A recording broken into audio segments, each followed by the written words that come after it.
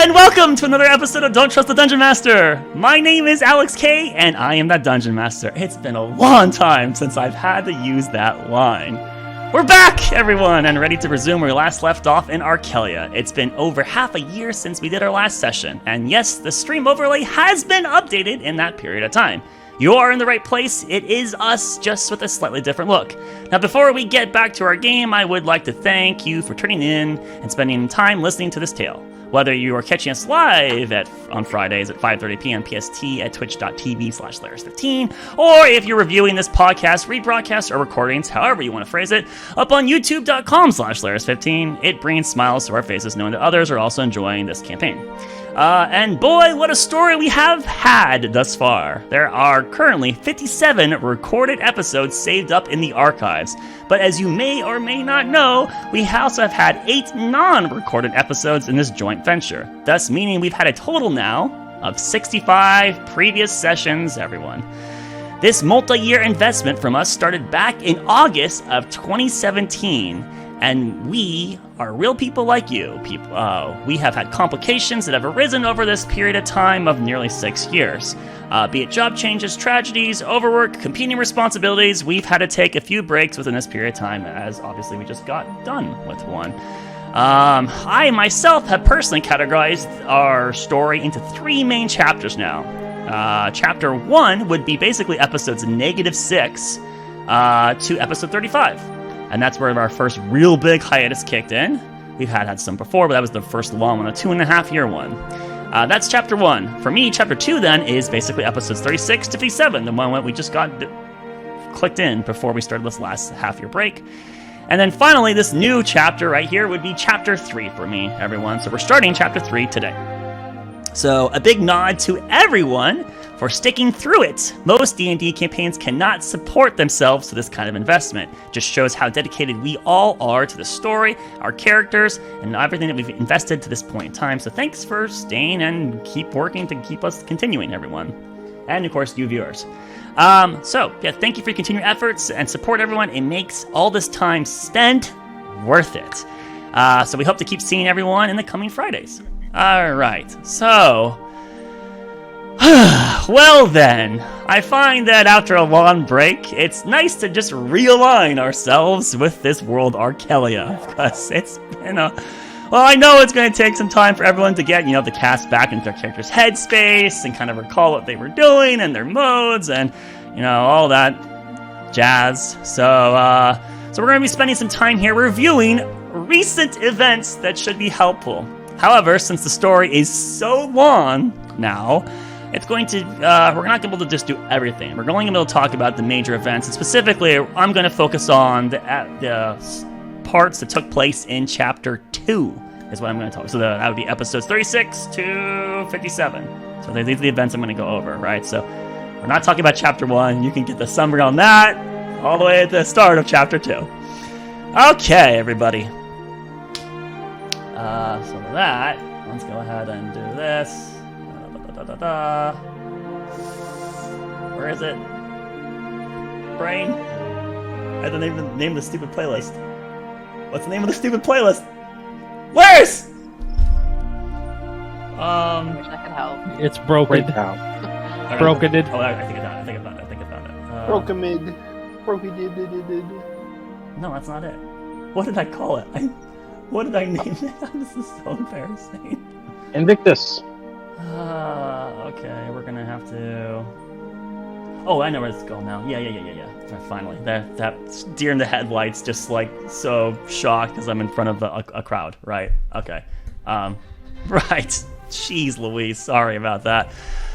Okay, so at the start of Chapter 2, our protagonists recently named themselves Heartseeker, and they were headed south from the Medan Mountains. So, due to events that you guys helped trigger, the Great Gate that was once closed for over 3 millennia had recently been reopened, allowing the surface world to regroup with the mountain that was once beneath it. That's too loud. Okay. As you guys have basically opened the Great Gate and allowed the Undermountain to reacquire itself to the surface, there of course would be some significant consequences that would happen when you do allow the Underdark to be exposed to the surface world again, right? The more original members of our group have been away from home for some time, and with the new complications of the gate being open, they are headed to the capital of the Kingdom of Windheim to report these and other significant events. They have had their hands in many dangerous things. Time is of the essence, but for more reasons than just these. One of the group's oldest members, Aniel, is gravely sick, and she's getting weaker by the day.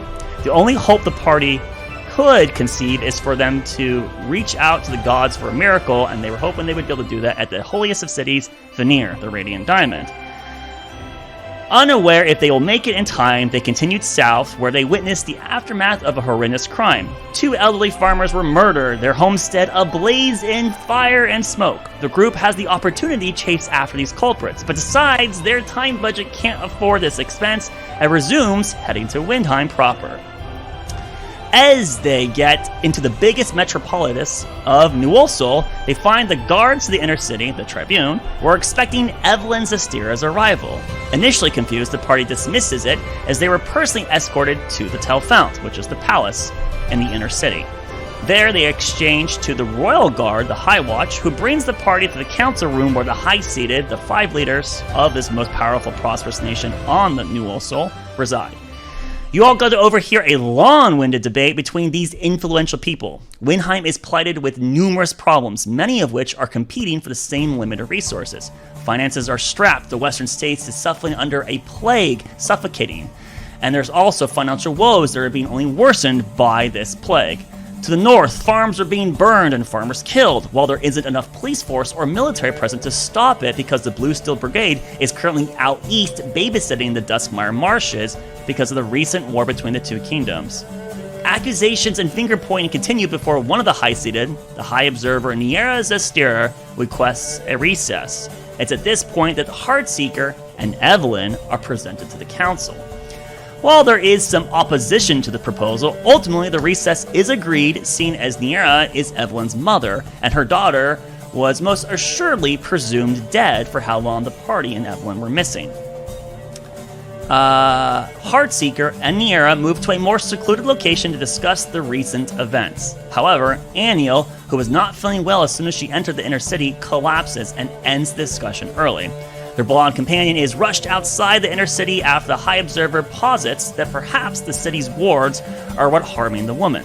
Luckily, Aniel begins to recover once she leaves, but only back to the point she was before entering Windheim to begin with. While escorting Aniel to her room, Thoric has a rather intimidating interrogation with the former Celestial. Look at him being off. He warns her he knows what she's up to, and that when she betrays the group, he will be there to stop her. This ultimately leads to very high tensions that the rest of the group will eventually find out about. However, as things do eventually settle down, Aniel is later convinced to share her true origins with the 3 newest members of Heartseeker, that being Thoric, Baldric, and Call would get some of it, I suppose. Pyrrhus should be there, but not there. So ultimately, this is her in her story, and all the major relevant information that she's dumped the party is given to all of you guys. And when we have, over the course of Windheim, numerous resummaries in quick succession and with very influential peoples about all the things you guys have done in over the last 2.5-ish months or so. While all these thoughts are currently permeating in your guys' head, Roderick decides he's going to contact his far realm patron, Elrian, or his title, That Which Hoards, and hopes to try to garner some new information to help him and the party piece this cosmic puzzle together. However, the half-elf accidentally brings up the wrong topic and is nearly killed in the process. Luckily for him, Doma helps him recollect his fragmented conscience, and the warlock returns back to the material plane. Though, the ordeal does make Roger question his future with this entity that he's currently tied to. Heartseeker stops by the notorious Relina Lemire's shop to purchase some new equipment. Their gnome companion, companion to most of you, becomes concerned once she learns of What are you clearing your throat over there, Fatine? I'll clear my throat. That's all. Oh yeah, yep, no, yeah. So friend to most of you, not all of you. So anywho, yes. So Relena becomes concerned after she hears about some of the things that you guys have been dealing with. She demands to know who this is and have you all follow her because she needs to report this to a different person. So you follow her to a secret base where she notifies her benefactor about the situation. Shortly later, Niera herself, Evelyn's mother, shows up and to discuss with you guys what you guys have been dealing with. Specifically, the name the Hungering One being a very important piece at this point in time. After numerous questions, Evelyn decides it would be best to alert her mother of all the party's dealings, including Aniel's secrets, thus breaking the promise of secrecy that was given to Aniel originally, which you should all remember. You promised her you wouldn't tell anyone. I never vocally promised her. Technically, I didn't break a promise. So as more information is revealed, it becomes apparent to Niera that some other things need to be discussed with her daughter in private before she can provide some more guidance. The High Observer creates a portal, and the two of them enter, leaving the rest of Heartseeker in Windheim. Evelyn and her mother are whisked to a beautiful world filled with lush vegetation. The young elven sorceress soon learns that her mother has been hiding something from her, but before she can reveal what that is, Niera disappears and puts Evelyn through a hellish trial. The younger Zastira is warped to numerous other dangerous places where she is poised to fight nightmarish terrors. Evelyn begins to waver from the endless foes, but something clicks in the very last moment, and she realizes that her mother is truly trying to do to her. She calls out for the rest of Heartseeker, even though it's impossible for them to come, and somehow they arrive and help her through the ordeal. At the end, the rest of the band disappears, leaving Evelyn and her mother alone in a bleak, shadow-infused world. Niera admits the truth to her daughter, that she is in fact an immortal creature called an Archfey, and is a refugee from the Feywild, thus making Evelyn half Archfey. A long tale about a war between powerful elementals and gods. The birth of the Archfey, the soon fall of the Feywild to the birth of Shadow, is then provided to the young sorceress. Niera fled the Feywild to avoid a catastrophe of this darkness, the Shadowfell, and has been hiding on Arkelya, looking for a way to save her home. Through her special gift of Future Sight, she eventually found a possible timeline where salvation could occur, the triggering piece being Evelyn herself. Her mother apologizes to her daughter about the numerous sacrifices that she has had her hand in for this one singular goal, expecting her daughter to hate her. However, Evelyn shows unbridled compassion and proclaims that she'll do the best she can to try to save their homeland. Her mother then offers to break a magical seal, stifling Evelyn's Archfey lineage. Evelyn agrees to the risks, and the seal is removed. And ultimately, she survives. The duo return to Windheim, where Niera promises to continue to support her daughter and Heartseeker, knowing that Evelyn's going to remain with this group. Niera then departs, and Evelyn shares all the revelations that she had just gotten to the rest of the ensemble. Later that day, Doma's guilt about the broken promise consumes him, and he admits to Aniel about Niera learning the truth. This enrages the former Celestial, and she demands that Tiefling leave her alone. However, come morning, he and the rest of the party find out she's fled, thus certainly spelling her doom. In a desperate attempt to find any lead, the group goes through any and all means they can to secure clues, including stealing magical items, talking to fortune tellers, and using magics that are considered dangerous. After Roderick uses the Orb of Sight, he finds himself in a shadow world where an overwhelming presence warns him to turn back and repair the four before it's too late.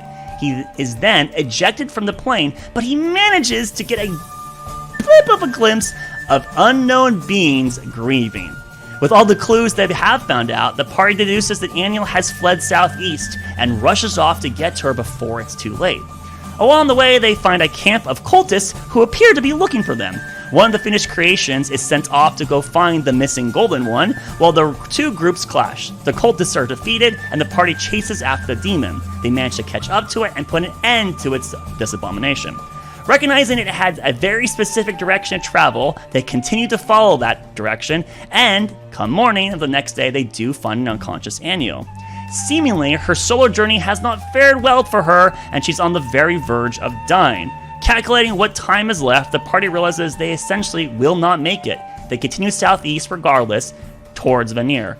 recruited an orphan giant named Serve, and Evelyn manages to tap into a part of herself that she never knew she could before. The sorceress learns how to heal and was able to start donating healing energies like Doma to Aniel to help keep her going. These additional donations help prolong their companion's candle just long enough to get her to the city gates. Heartseeker is allowed entry into the Radiant Diamond because they are in the company of an interrogation, Doma, or as he's known in these parts, the Red Hound. The band continues to move up towards the Terrace of the Blessed, but Doma was stripped away from their company as the exalted Hexalic needed to speak with him immediately. The Tiefling Paladin is brought down into the Venerable Vault where he learns he is in fact being brought into a trap. The 3 Hexalic that are present want his demise and attempt to execute him. Luckily, the other 3 Hexalics show up just in time and save him. The Tiefling Paladin pleads with his mentor, the Exalted Blade Rithos Fenfir, to help him save Aniel, and the insightful man immediately jumps to action. The two regroup with the rest of Heartseeker and rush Aniel to the Giver's Chalice. There, they are granted access to the most holy of places, the Apex, where the goddess Fenfir had touched Arkelya's soil. Doma wades out into the crystal waters with the fading woman and begins to pray with all his being. The majority of Heartseeker joins in with their own form of prayer, hoping for a miracle. Despite all their efforts, Aniel breathes her last and dies. In disbelief and shock, they watch heartbroken before suddenly she takes in a new breath. Confused, battered, and weak, Aniel clutches at Doma, somehow back amongst the living. After the party is given a moment to celebrate, Rithos begins to question who Aniel is and the events they all just witnessed. Heartseeker, with Aniel's contributions, alert him of all the events they have participated in. In response, the leader of the Gilded Dawn shares his hopes about the Red Hound and those that he sees are intertwined by divine hand to Doma. He explains Fenfir's divine charge, one formulated by 2 historical figures. One of these individuals had prophecies of 3 new calamities in the future. Of New Ulso, and the most dangerous one would be the 4th calamity.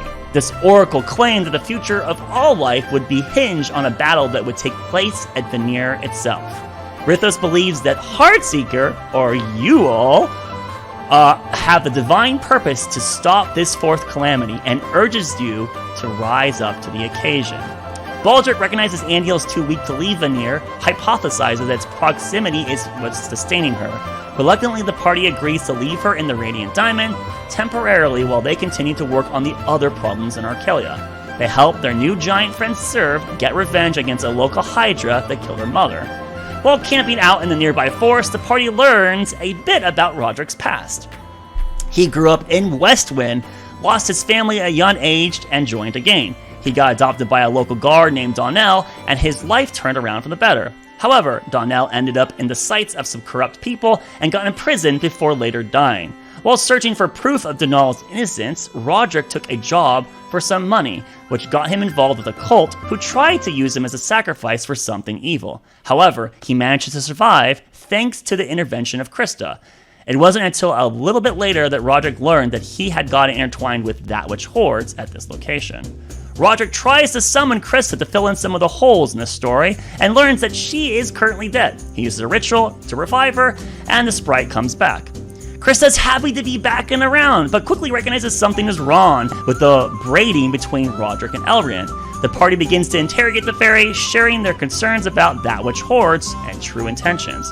Eventually, the small sprite loses control of herself as Roderick's patron takes direct will away from her and speaks to the party directly for the first time.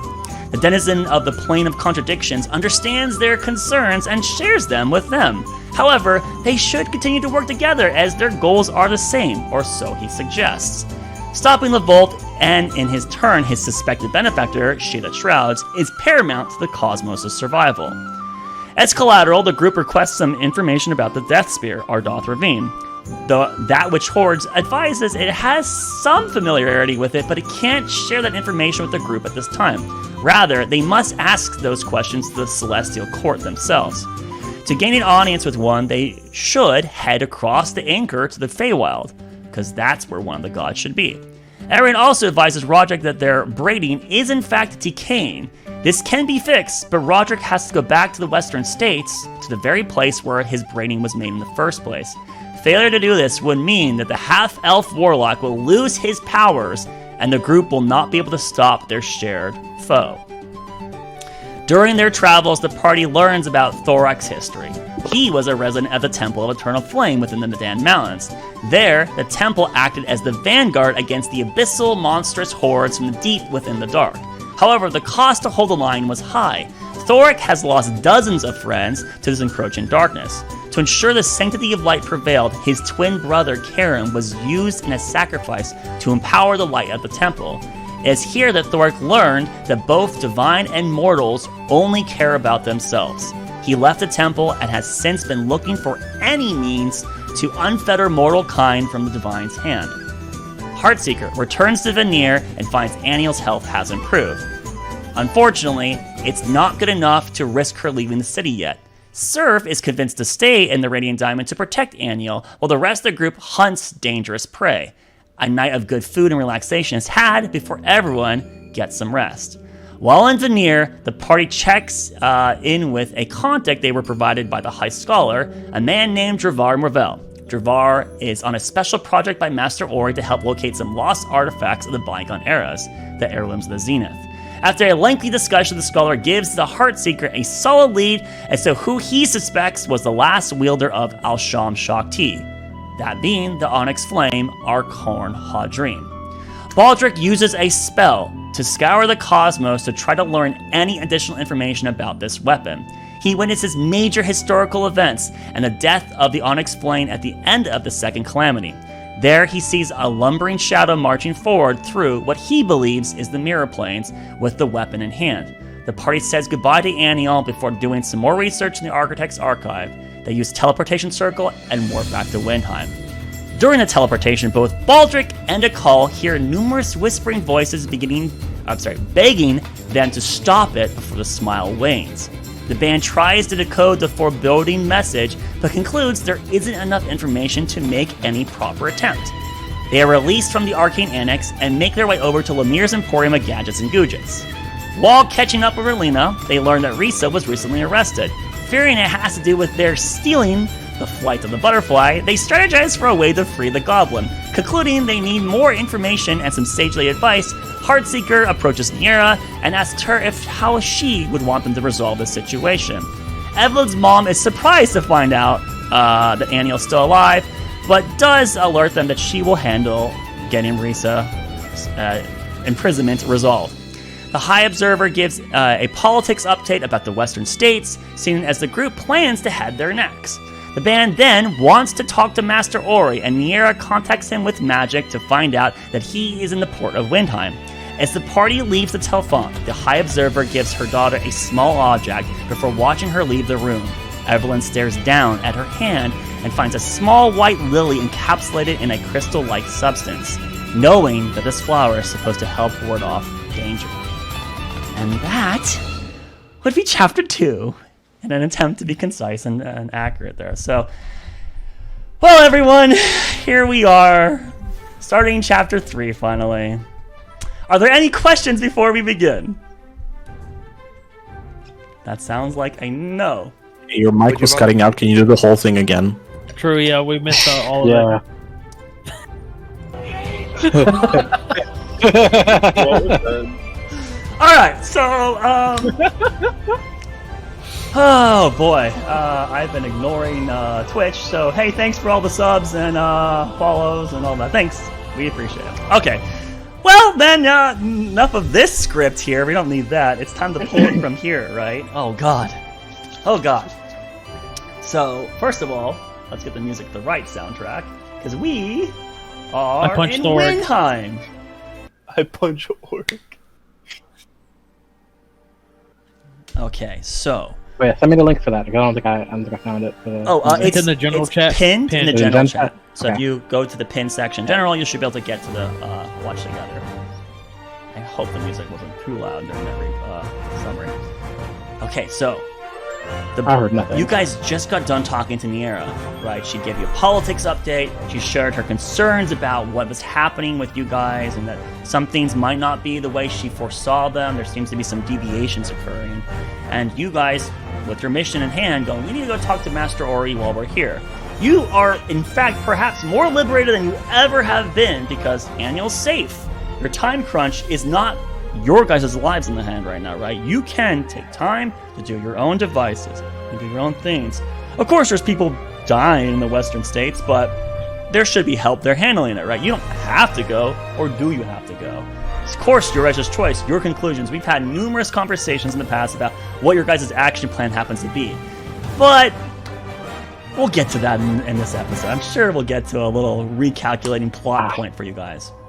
So here you are, leaving Evelyn and her mother inside the top Telfount in the Zestira suite. Or rather, the High Observer suite that currently is owned by Niera. As you all leave, Baldur grumbling to himself about how his bones ache and stuff like that, you guys enter into the circular portion of the Telfount, the massive spire. There's 3 spires right in the center of Windheim. I'd recommend you look at the map here. And so from my viewer's perspective, we'll just kind of scoot over here. So they're basically right here in this massive circle spire here in the center of the city, the inner city being this portion right there. And so while you guys are in this big spire here, you're like several stories up, right? You're dozens of feet above surface level, right? If you fell out of the window, you would fall and probably die, right? And so as you're in this place, you guys are lounging, waiting for Evelyn, because she seems to be behind you all. Roderick recognizes that Evelyn didn't return or come with you all, and so he kind of looks over his shoulder, and as he's looking over his shoulder, he sees Evelyn with her back to the door as she closes it, stare down at her hand before she then pockets whatever her mother gave her. At that point, Evelyn and Roderick, you two exchange glances, and you see your eyes meet. He nods. Roderick nods. The what? First action of the He game. smiles at him. What? What do you mean, what? Well, I guess we don't know. You don't know? It's the non-communication nod.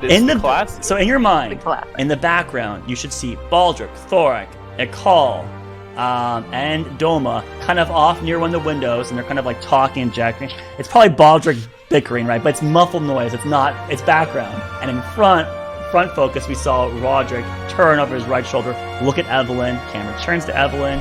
She puts the object into her pocket or in her pouch, and then their eyes meet, and Roderick nods to her, and she smiles. So Evelyn, you then approach into Roderick's side, and the group is ready to resume moving forward, unless you guys want to do something else. What would you like to do? You were just recently notified that Master Ori is in the port of Windheim. One of the numerous things on your plate to do.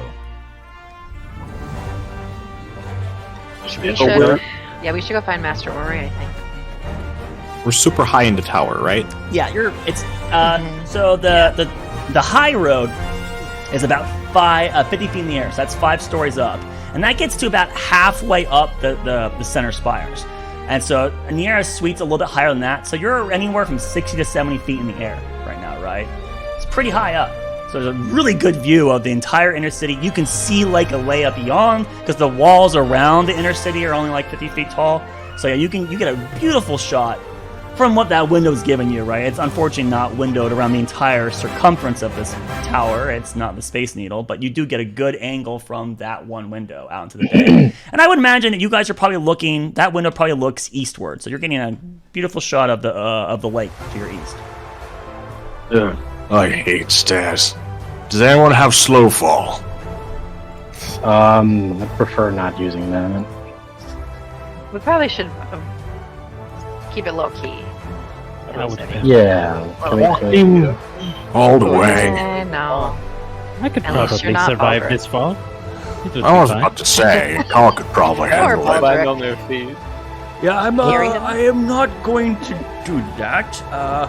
You are free to jump out the window and die, but we probably want our Catman to just be alive.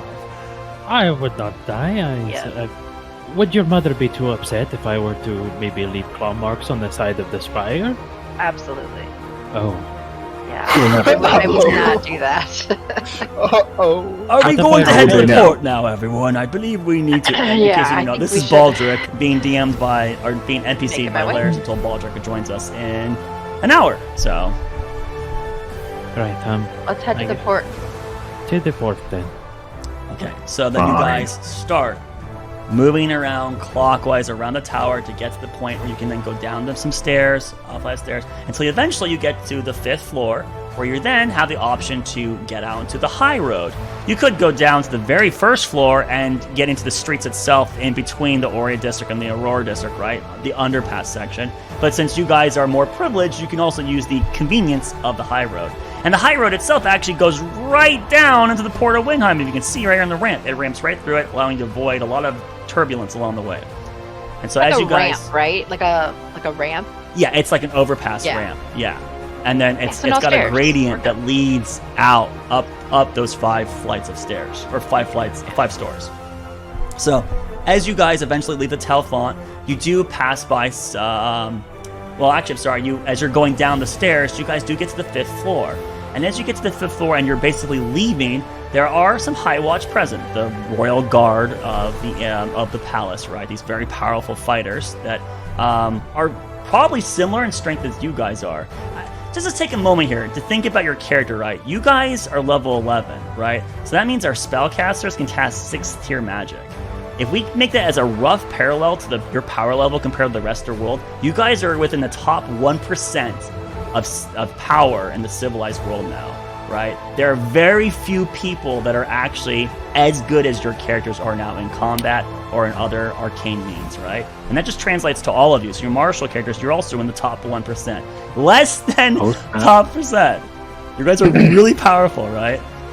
You know what that means, guys? Time to go on the slaughter. I'm kidding. Oh my gosh. The guards are similar to us in level? Why are these super... Stop calling me the Red Hound. The High Watch have just a history of being very proficient martial artists. Right. Usually that are offered very liberal purses to convince them to remain as guards.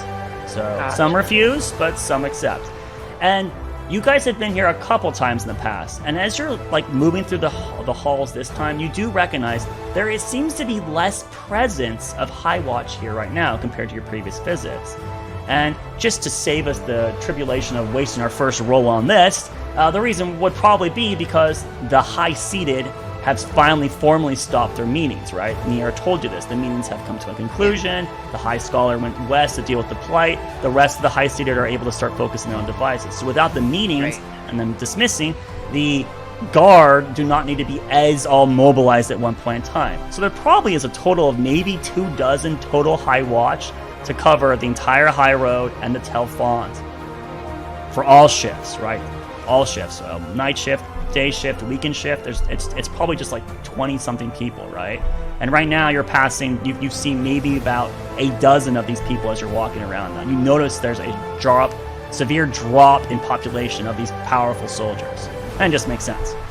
As you are leaving the Telfont, you happen to notice that there are 2 High Watch currently talking with someone. And one of them, he sees your group and he sees Evelyn, and he kind of nods to Evelyn as you guys kind of skirt past them. But these 2 people are currently like in front of a very short person. This person has like a green cloak on, they have a hood over their head. It's like their face is kind of obscured in black. You see like some red veins kind of popping out of it.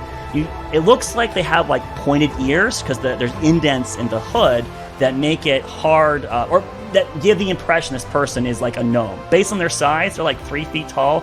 They're almost certainly a gnome. And this person seems to be trying to gesticulate to them or talk to them, or they're very quiet. And you guys just kind of skirt by this person talking to these High Watch people as you finally get onto the High Road. And as you get onto the High Road, 5 stories up in the air, you get a nice fresh breath of clean air from outside. You can see the skyline above, that there seems to be a storm front moving in. You guys have been seeing this over the last few days, in fact. You were in Veneer, and the weather pattern has typically clouds come from east to west. So that storm that was hitting Veneer now is on its way to Windheim as you speak, because you guys are more west right now, right?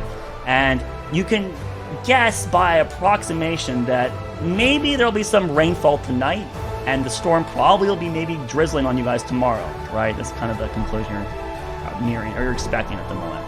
But at the moment, half the sky is clear, and the other half has this cloud front, this thick cloud front moving towards you, right? And so while you're on the high road here, right, you guys are starting to walk forward, and as I mentioned, the presence of the Royal Guard is diminished. There's nowhere near as many people patrolling the road itself. There is basically 2 guards near this entrance, and that's it, effectively. So the road is super open, super vacant.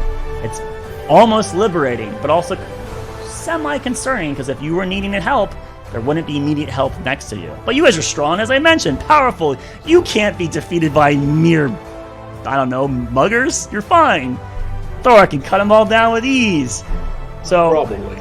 as you walk down the high road, I'll put suggestions in his head. you see to your east, you see the Orient district. You can see down into all these shops. Some of them are like. Roger does not. Roger stays in the middle. He does not go towards the edge. Okay, so you stay near the road, but you can still see off to He the doesn't want to east. see. He faces forward. You see the Orient district. You can see the blocks that make up the Orient district. There's several buildings that are taller than others. There's a lot of like headquarters and bureaucracy, right? The Orient district has shops and stuff like that, but it's also like the headquarters of like, you know, where the Xerox headquarters would be and Microsoft headquarters, right? There's a lot of bureaucracy that is done in the Orient district. And so some of these buildings are more like office space rather than actual like little independent mom and pop shops like Relina's, right? You can see a couple of the statues from different angles at times, so you can see that portion there. And of course, south of you, you can see the Aurora district. You can see the massive college campus. You can see all the housing. There's a lot of housing in the Aurora district. And if you do get near the west side of the road, you would be able to see the Verdant Rose, spot 16, where Evelyn's home happens to be, right? This massive green lush little spot of these very expensive villas and mansions and estates, basically, in that little tight corner there that's guarded and kept away from the rest of the city. Straight ahead of you, down the high road, leads right to the port. And there is a wall. This red line here is a 50-foot wall. So there's a circle 50-foot wall. And there's a gate, this massive gate that is built into that wall to allow you access in and out of the port. So technically, right now, the gate's open. You guys can stare right down the road and you stare right into the port. And if your eyesight's pretty good, which a lot of you have really good perception, only one of you has even neutral perception, and it's bad. Domo, you're the only one that struggles from time to time. Everyone else is much better perceptive than your average human. You guys can see the statue that you guys were at in Chapter 2 that was unveiled to all of you, right? That was done by, I believe it was the Westons unveiled the statue. Yeah. I had to say his name to go, is it Winston or Weston? Okay, anyways, the Westons revealed the statue, right? So you can see that statue, and there appears to be there's like a courtyard ahead of you, and that's where like a lot of people kind of just like, you know, lounge and relax, right?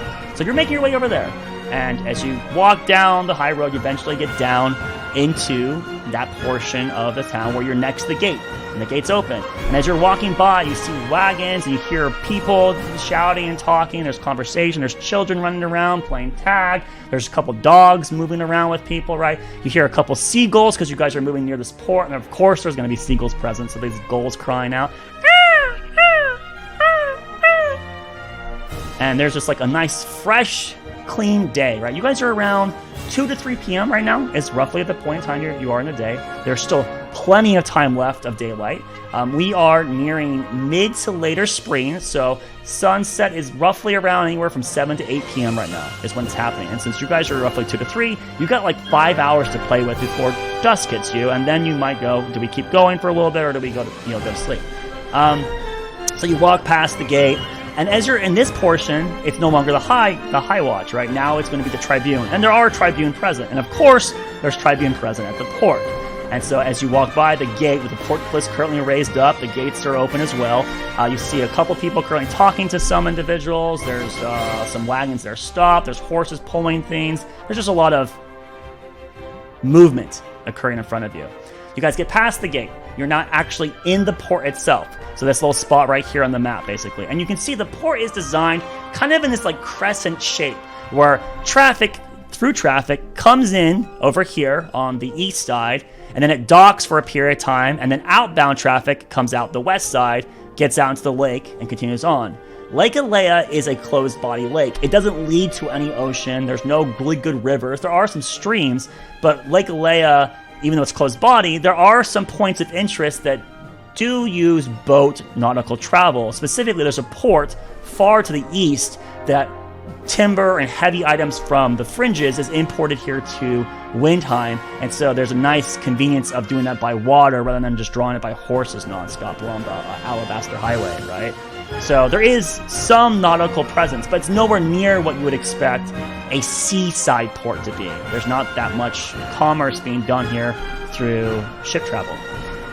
But you see there are a couple boats currently on their way into the docket. One's leaving right now. There's a couple that are currently on port, probably loading or stocking cargo. And there does appear to be one new boat coming in right now into queue to find a spot for itself. So you can see this. You can see the white little birds flying around, diving down, trying to steal random croissants or bakery goods from kids that are not paying attention. And of course, since there's no ice cream, there are going to be kids screaming, crying that their bread roll was taken by a seagull, right? And one angry father shaking his fist, hoping he can pluck a bird out, but he can't.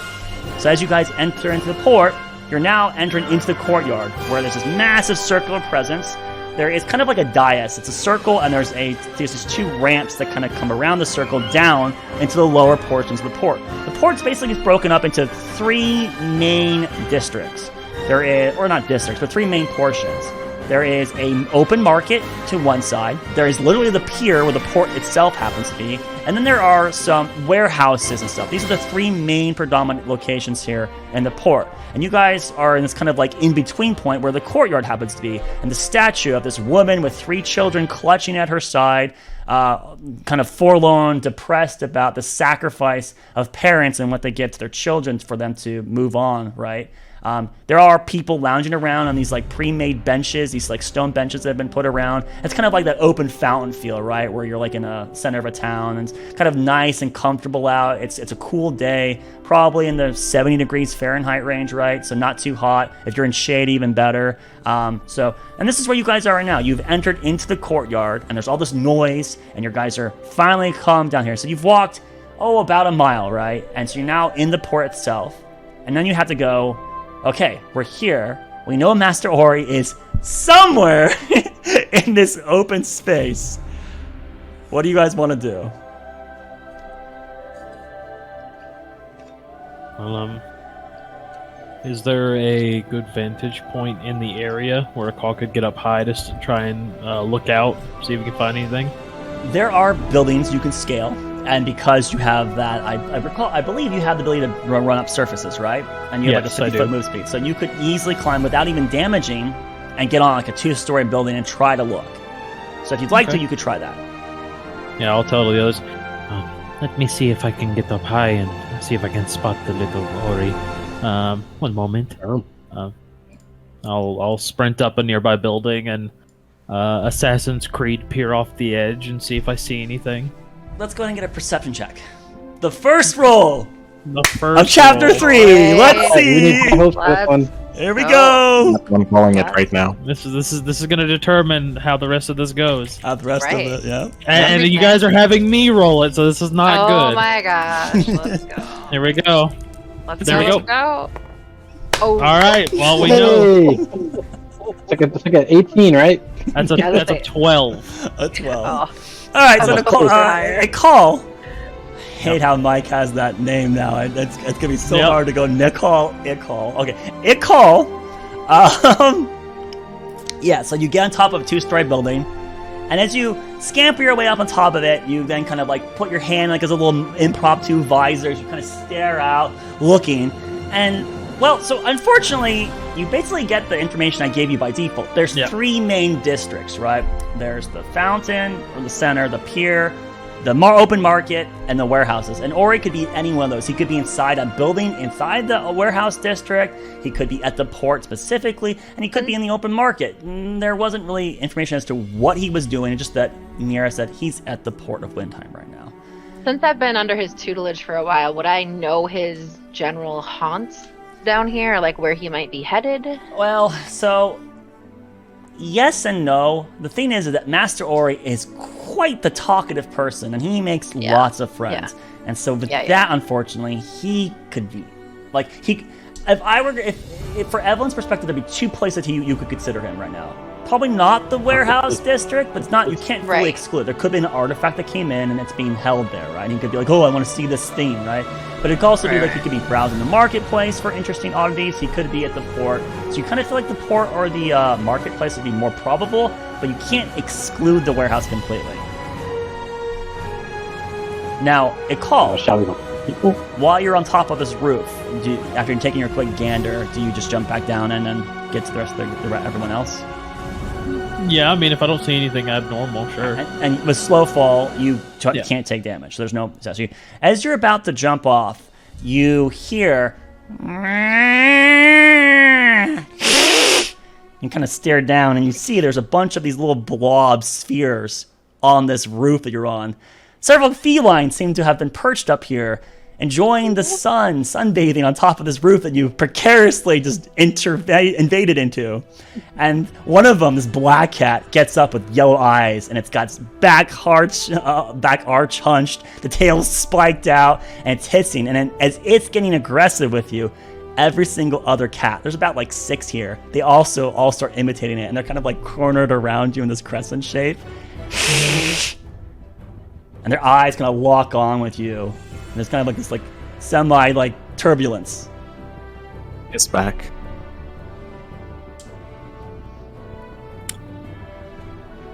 Why are you all mad at me? Get back to sunbathing. Just creatures. Hop back down. You jump off the side, regardless of that. So as you Yeah. onto the ground, taking no damage, you then kind of look back up the roof, right? And you see several little heads pop off, and there's these little ears, right? And they're looking down at you. And that black cat, for some reason, is just locked on you, right? Its eyes locked heavily on you, and as you kind of like back off from it, there's a weird feeling, but then you turn and get back to the rest of your group in front of the fountain. Or not the fountain, the statue, sorry. Well, See anything? Stan? no, I did not see anything abnormal. There was a bunch of cats up there. Very strange for them to be on the roof. But, yes, I couldn't see Master Rory. Owl looks up for the cat. The market? Does she see the cats up there? Your perception's good enough. You're passive. Yeah, you can see a couple heads. There's one black head, and there's like a pair of yellow eyes, and it's still looking at what you think is a call. But the other cats seem to have retreated back to their sunbathing. Are they within range of chromatic orb? Technically, yes. So, But there would be okay. 3 Noted. pairs cover. Do not chromatic orb the cats. Noted. I did not do anything. I'm just noting. So crazy question. Because for some reason I have speak with animals on. I think we were speaking to animals in the forest. Yes. Would you that were still be active? You were speaking to horses to convince them to come Right. with you. Oh, that's right. And horses. I never had you guys deposit the horses, but we would say you probably found a stable. So if someone in the party could, you had 6 horses. So if someone could deposit right. 6 silver for now, say it's a silver per horse per day, right? I think we already did that though, didn't we? I don't recall you guys. I thought we had this conversation. I'll do it. Just take my silver. It's Alright. not worth 6 silver. It's a very nominal amount. I don't believe you guys did. Yeah, no, okay. I think I just completely forgot. We went from the Arkelya Annex with horses through this like kind of like almost airport, and then you guys went right to Relina's, I think. So let's just so thank you, Thoric. Horses are the stables, like somewhere near Geldens, right? Somewhere in the Laurels. Because that's where the Arcane Annex is kind of located. I need to make a correction. I recognize this. I said that the Arcane Annex was near Geldens specifically. That was an error. That was a new thing I put on my map when I mentioned this. Of course, you guys probably forget, but I rewatched the episode. So for factually speaking, the Arcane Annex is in the northwest of the world. All right, anywho. So, yes, we're back here. You see cats, so what are you guys doing? So which of the districts would we like to go check? The marketplace. I think we should try the marketplace first. Yes. You think Maybe you find some good deals on food too. Baldric is present here, so let's get the cameras fixed now. So, we're gonna go ahead and hide that one. That's correct. Okay, and then this one. What's this one? I call you the dungeon master to me. So I guess I'll need to I wonder what the fish market is like. Oh. this, and then do pull potato. Oh, they look the same. What the hell? What's the Considering password? it's I Reunite. got you. Don't say it out open! I didn't catch it. Can someone type? Yeah, I got mumbled you. it. I got you. We'll put it in a very public chat that everybody here except one person knows of. All right, I see it. Fishmark is probably pretty freshwater fish oriented. Of course, the cat Yep. wants to go to the fish market. No, that was No, Oh no, that was Thorax. Roderick. Right? Roderick. Or Roderick said that. Yes. Fish. He called you out on it, though. Of course, Mhm. the cat wants to go. And then I have to do this watch study hour thing, right? Yep, for the music. You don't have to. Where's the? How do I get It is there? pinned General in chat, general yeah. chat. Of course, the cat wants to go to the fish market. Why is everybody saying that? It wasn't me that said that. It was Roderick. So Kyle wants to go to the fish market, yeah? I'm being Yeah, that's what I heard. profiled. Because Because of the a cat. gaslit What's up, Kyle? Stereotyping. You said it's For pinned in gaslighting general Colin chat, being a but nothing's in general chat. So I click the got general you. chat channel, and then it should be in the pin section on the general channel. So you have to go to that channel specifically. Pinned. Yes. Oh. Okay. A chromatic orb, Colin, choose fish. Does that work? Nope, does not work. Okay. You probably couldn't even hit him either. Honestly, he's got like 21 AC. He probably You see the wouldn't hit him. regular fish. Okay. The fish So, is 21 AC under the So water. it sounds like you guys wanted to go to the open market. Now, Yes. Yeah, the market. there is an opportunity here. You guys, you recognize that with there being, not that you're in urgent duress. You guys could split up. You're in Windheim. You are powerful. You are not in the same duress that you were in Vanir. So you could split up into like groups of of 3. You could split up into groups of 2 to try to get this done quicker. But you could also go in one conglomerate. But if it's the wrong one, it's going to take more time, right? So there could be a more intelligent way to approach this. But if you wanted to do it with one massive group, you're free to do such. Yeah. that Let's all go together. I think we all stick Splitting the party together. never works. Yep. Okay. So, hoping that you're going the right direction, you guys head to the open market. Okay.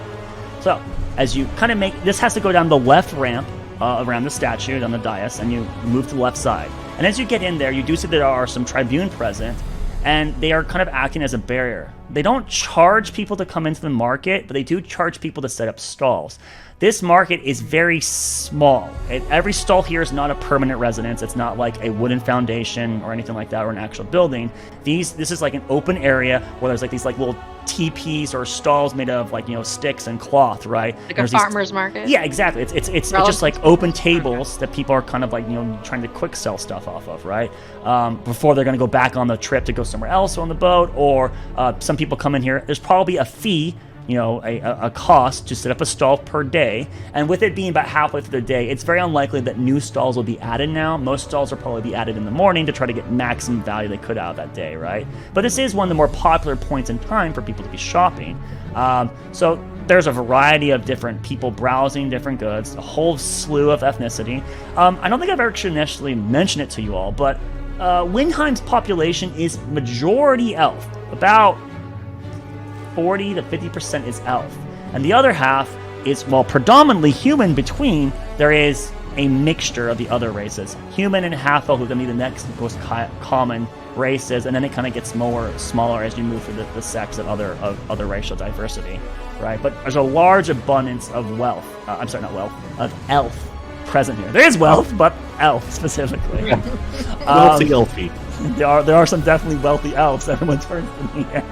I'm sorry. So what's the population number? What was that? Approximately. What's the population number? Not the percentage, Of but like, all is of there Windheim 10,000 or just the inner people? city? Both. Make an intelligence check, just to see if you can kind of guess. Do I see any of the guards that I recognize that might be able to help me figure out where Ori might be? You are free to talk to guards. Whether you have that kind of rapport with them would be more questionable. But let me get Thoric's roll done, and then I'll handle that question. 2 and the 1. 21? Population in the entire city is quite massive, and minimum 70,000 people is what you would think in the entirety of Windheim is the biggest city in all of New Ulster. Windheim, the country is the most powerful kingdom, and Windheim proper is the seat of power that's in it. The vast majority of the eastern half population of Windheim is in this city. The rest of it's kind of like farms. And then everything else is out west, which is heavily human-dominated by the 7 states. Or mostly human-dominated by the 7 states. Okay, so are there guards that you know personally? I would question... I just meant, is there... There are don't even know what guards. I'm There are saying. people to talk to. Yeah. You are free to ask around. So as you kind of Sure, enter the I'll ask a guard. I'll Okay. ask a guard if they've seen Master Ori. Yeah, so you enter into, as you're entering the marketplace, there are some guard tribune in front, actually. Because the port would be port's part of the interstate, so there would be a tribune. So yes, and they don't stop you. They're like, you can tell they're like looking at you guys to see if you have goods, but you don't. So there's no like fee to enter the market.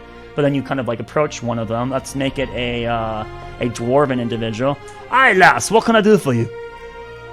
Have you seen Master Ori about down in the port? Master Orly. What does he look like? Oh my gosh. It becomes Don. Not Smash. everyone is that Older, affiliated with politics. Gray hair. Right, so A Master gray Ori, hair. you give a description of Master Ori. Short Very individual, chatty. Very chatty young man. about old 3 man. feet tall. He tends to wear red robes, but he can change. His clothing can change. But yeah, he has gray hair. He's like bald on top. It's wavy, kind of juts out to the side. He's old, twilight years. Yeah, Technically very older than old. Baldric would be in equivalence, right? And he's got kind of like some bunch to him, and he's slow, right? What are we using me as some sort of litmus test stick ruler, yard?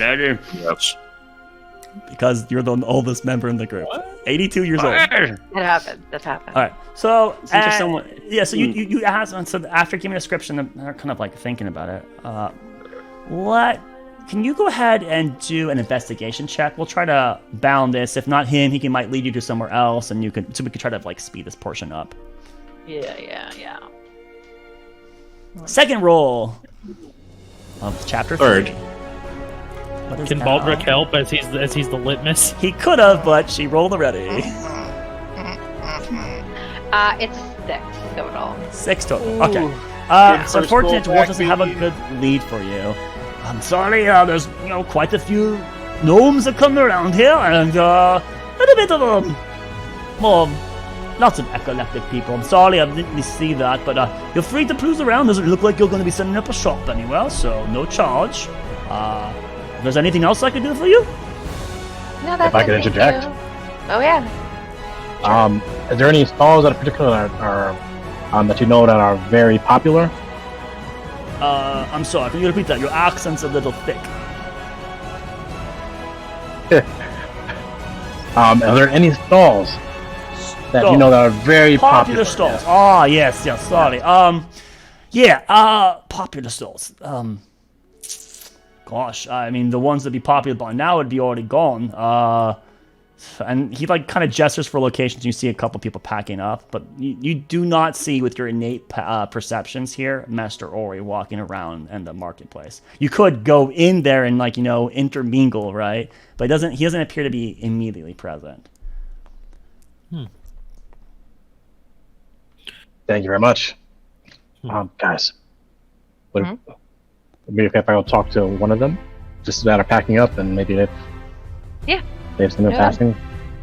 All right, so you Yeah. just kind of wander your way inside, and so as you're kind of like making your way through, there is one stall that almost has everything sold.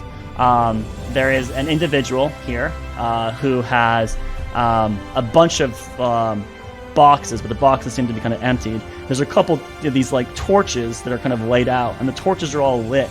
And some of them are actually laying down on top of the table, but the table's not burning. There's no smoke. There's no smell of wood burning. There's just some sort of like torch. It's several of these kind of on display here showing.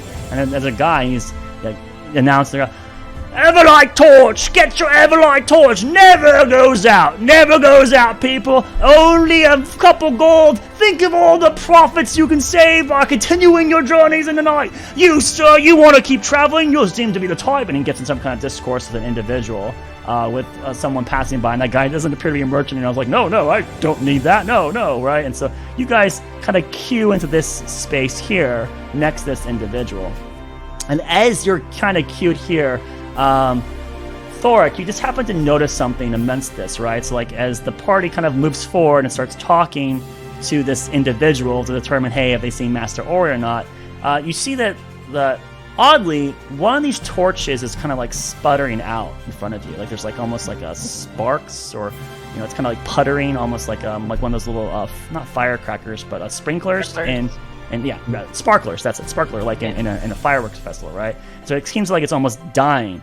But you're knowledgeable of the arcane. You know that these things should be permanently enchanted. That's not possible, right? So either there's some kind of crack or something's wrong with that enchant, right? It definitely puts the question of it. But as the group is talking to this individual about a lead to Master Ori, right? You just, for some reason, your eyes are fixed on this torch, and it's drawing your attention. Approach it. He's gonna zone out for what everybody else is talking about and sort of just go investigate the torch. Okay, so you approach it, and it's just laying on that table there, right? But it's... And then it suddenly just fades out, and the flame's gone.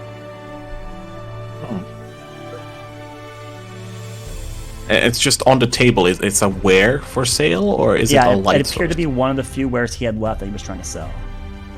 Well, he's gonna pick it up. He's gonna look it over. There's no shame in that. As you touch it, there's a very cold sensation that runs down your fingertips into your arm, but doesn't get past the elbow, but just it gives you a chill for some reason. And then you instinctively just put it back down. There's a weird sense of, not quite deja vu, but an ominous feeling, a forlorn sense for some reason as you interact with this object. The torch, right? Yeah, with a light torch? Yeah, it's... Drop people. What is this thing? He's gonna completely interrupt everybody else. Oh, yeah, that's ever-burning torch. Oh, sorry about that. Here, let's, I still have some good ones here. I don't know if you would please be so kind. And he reaches to grab the one that's no longer lit from you. Yeah, I'll hand it over warily. So he takes it, and then he just kind of opens a box and throws it down in there and slides a lid over the box. Sorry, so these are ever-burning torches. They last permanently. They're supposed to. Maybe some prankster dispelled it. Right, that's probably what happened there. You can see, you clearly all are powerful enchanters and arcanists. These are enchants. They're not too easy. You're not doing a very good job at selling this. He's starting to sweat, because he's struggling. He realized we're all magic professionals. It's just an ever-burning torch. It burns infinitely. You have another. Yeah, right here. There's two more left. I'll reach for another one that's ever-burning quotations. Yeah, and you pick it up, and the thing doesn't make any different altercations. It seems like a legitimate ever-burning torch. You'd reckon that these are common purchases. Usually early adventuring groups get these, especially if they're trying to be frugal, because it's a whole time investment thing. They're not cheap. They're 50 gold to get one of these, right? But think of all the savings you can make by never having to buy torches again, right? It's not really targeted at your guys' audience because you guys have so many arcanists that have light. Really not a problem for you. But for a normal group of people that don't have dark vision, it's actually a pretty decent investment early on in your career. It can't be extinguished in water. It's waterproof, right? It always produces light. The thing is, it doesn't produce heat, but it doesn't consume oxygen, so you can just throw into your bag. It won't burn anything, right? And pull it out when you need it. How much for the broken one? A silver? I mean, it's no longer ever burning. Hand him right? a silver. It's just done. Pulls it up and he fishes out, and then there's a bunch of raining things moving that ground in that box. I think it's this one. And then he pulls it out and he hands it to you. Yeah, I'll give him a silver, and he's sort of just gonna fall back into the crowd, and he's gonna look at the party and just as you were. Continue your thing. So then he's gonna fiddle with this torch for a bit. Sure. So the rest of you guys can converse with this individual, and he seems to be relatively well alert of the people that have come to the marketplace. Oh yeah, there was a shorter individual that was of the arcane type like yourselves that came into here, and he was just kind of browsing the wares. He didn't buy anything, unfortunately, but I did see him head off towards the pier.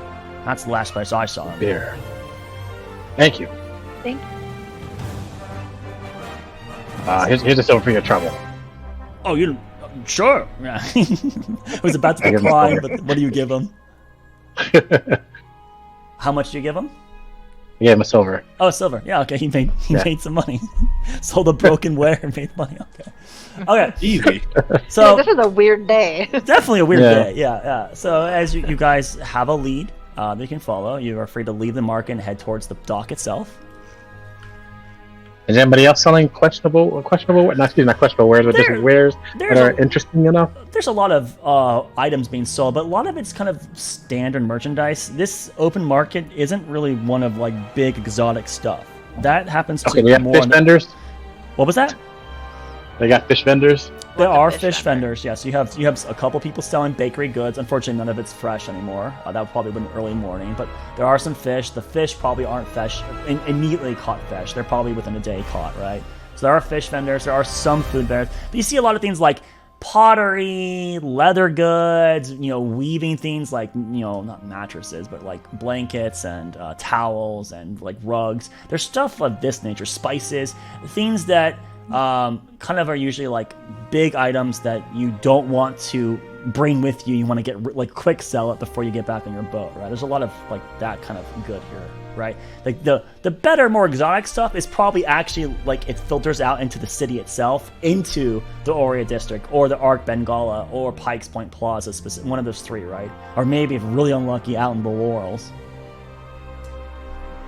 But I'm sure if you looked hard enough, you might find a good catch. It's we're already halfway through the day, so it's kind of some questionable. It'd be difficult, but possible. Is anybody cooking anything? I don't know. I'm actually starving in person right now, so I'm thinking about food. Thinking of the food. So is there things being cooked? No, there is no open cooking. You don't smell the aroma of cooked meat or things. There's just things that have been brought. They were cooked elsewhere and brought in here.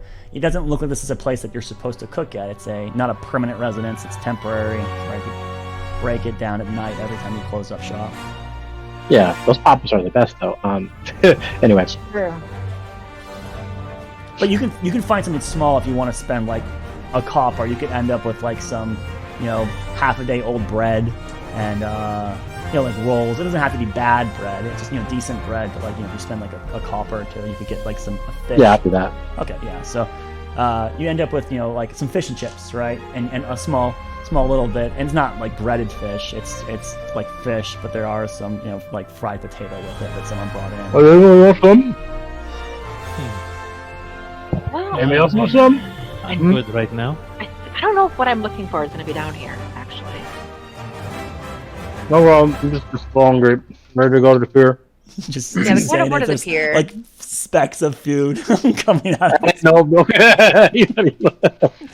It's like maybe some of it's getting stuck in the beer. That's right. Let's remember, he hasn't shaven in a very long time. Easy. Press meditation to fix that. Easy. Yeah, but I think you wouldn't even be aware that, because you're just like talking and you're not aware that you're spittling.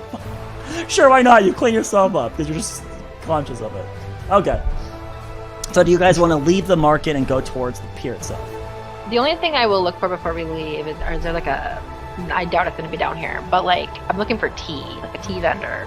A tea shop. There's got to be one in town probably, right? There's not going to be high quality tea, but there would be tea. There is tea that's sold here. You could find some tea. But I'm saying like in town, would there be something else? Oh, there's definitely better quality tea shops in town. All right, then I'll wait. Yeah. Okay, sure. I mean, you also have tea at your mother's estate, so your home house. Yeah. I just want some for the road. Yeah. Okay, so we're in town. You could go back in town and find some easily. Okay. Yeah. Well, I'll do it later. Sure. Yeah. Again, this open market's kind of more like that Sunday market where it's not high quality stuff. It's trying. Yeah. So okay. Anything else? Or okay, so we're going to the pier. Any cool pottery mugs before we leave the pottery area? It's questionable quality. Once again, questionable quality. It's not. Keep moving. Pier. So you guys start making your way out of the marketplace, right? So as you're skirting by, yes. Okay. So you guys now enter into the pier itself. So that would be like down this like space right here, technically, right? There's like kind of all these like open docks, and there's some boats lined in, and there are no boats currently leaving. That boat that was coming in has found a place to dock. You see like some kind of captain talking with probably the person, the dock master, right? And there's kind of like papers being passed around, and there's cranes kind of lifting and moving things, and there's a lot of shouting and heavy duty animals, big mules or big horses moving large amounts of stuff towards the south side where the warehouses happen to be, right?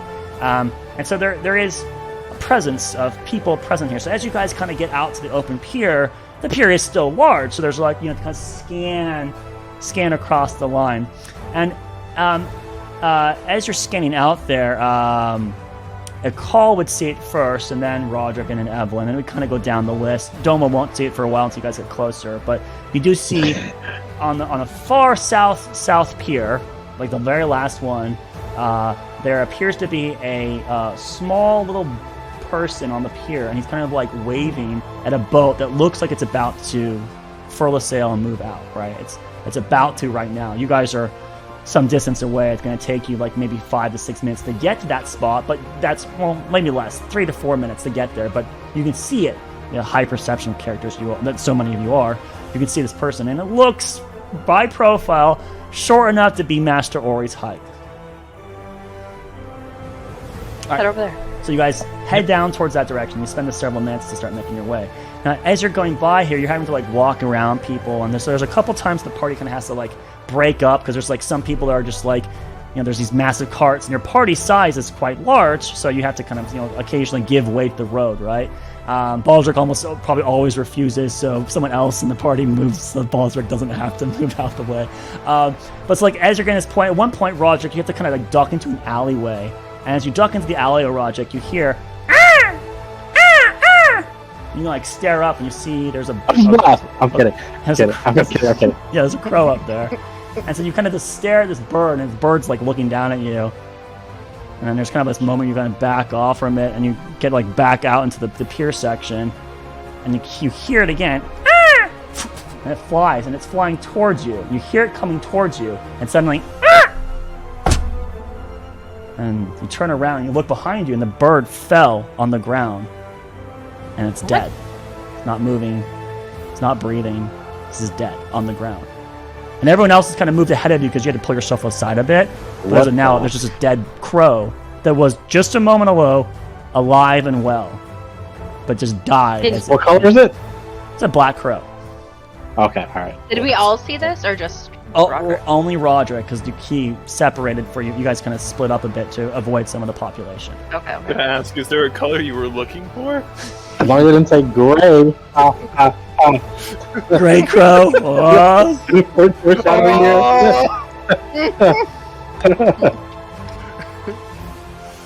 It's a message for the future. Oh lord. Do you say anything? But the problem is that Doma is part of like the Coven of the Crows. So he just lost one of those allies. Oh, my minion! He did talk to them and ask Yeah, for help. I mean, it said like the pact is sealed. My pact is sealed. What do you mean? Didn't he say something like that? Did anybody see this? I look Anybody just see over. this? Oh my god, where's the voice at? So we just see a dead crow on the ground? Yeah, if you kind of like, what are you talking about, Roderick? Because as that wagon got by, you guys kind of like regroup, and there's like kind of commotion with Roderick and Evelyn, so everyone kind of has their attention put over, even Doma, and there's just this dead bird on the ground next to him, right? And Roderick is gesturing to it. He's maybe like licking the last of his finger with the ring, but there's just this dead animal on the ground. Man, what's with that? I didn't even get a chance to do anything. It was like it was flying towards me and just died. Like what? Hopefully it's not Okay, sick. wait, I always say your name wrong. Ikal. Is that Kal, right? Ikal, yes. Ikal. Didn't Ikal say he had an issue with some cats? What? What's up with the animal? I'm trying to say the animals are weary of us or something. I don't know. I mean, there was I mean, Weary of us Second translates into weird- point in the sky dead. The cat Weird didn't. animal? What you talking about? It didn't die all of a sudden, right? I don't think so. You're referring to What? the cats on the roof? No, they just looked at me strange. Oh, this is a bad omen if I've ever seen one. Birds die all the time, Don't say that. right? What are you all talking about? There's Not, a dead bird you know. right here. Just die. It was fine. Is Second there ago, and- anything strange about the crow? Can I I? probably saw the fish that you were eating and him swooping in and then Animals- hit a animals spine or fish. something. Evelyn, you're It is free. Cats I are know just what. cats. You guys are just come on. We've got things What? we've got to do. You can make a medicine check if you truly want. You can kneel down and try to like, you'll have to touch the crow and move it, right? And so this is a wild animal that could have, No, don't touch it. It's covered in disease. So don't be stupid. I meant more like arcana. Like, is there anything weird magically about it? You'd have to use.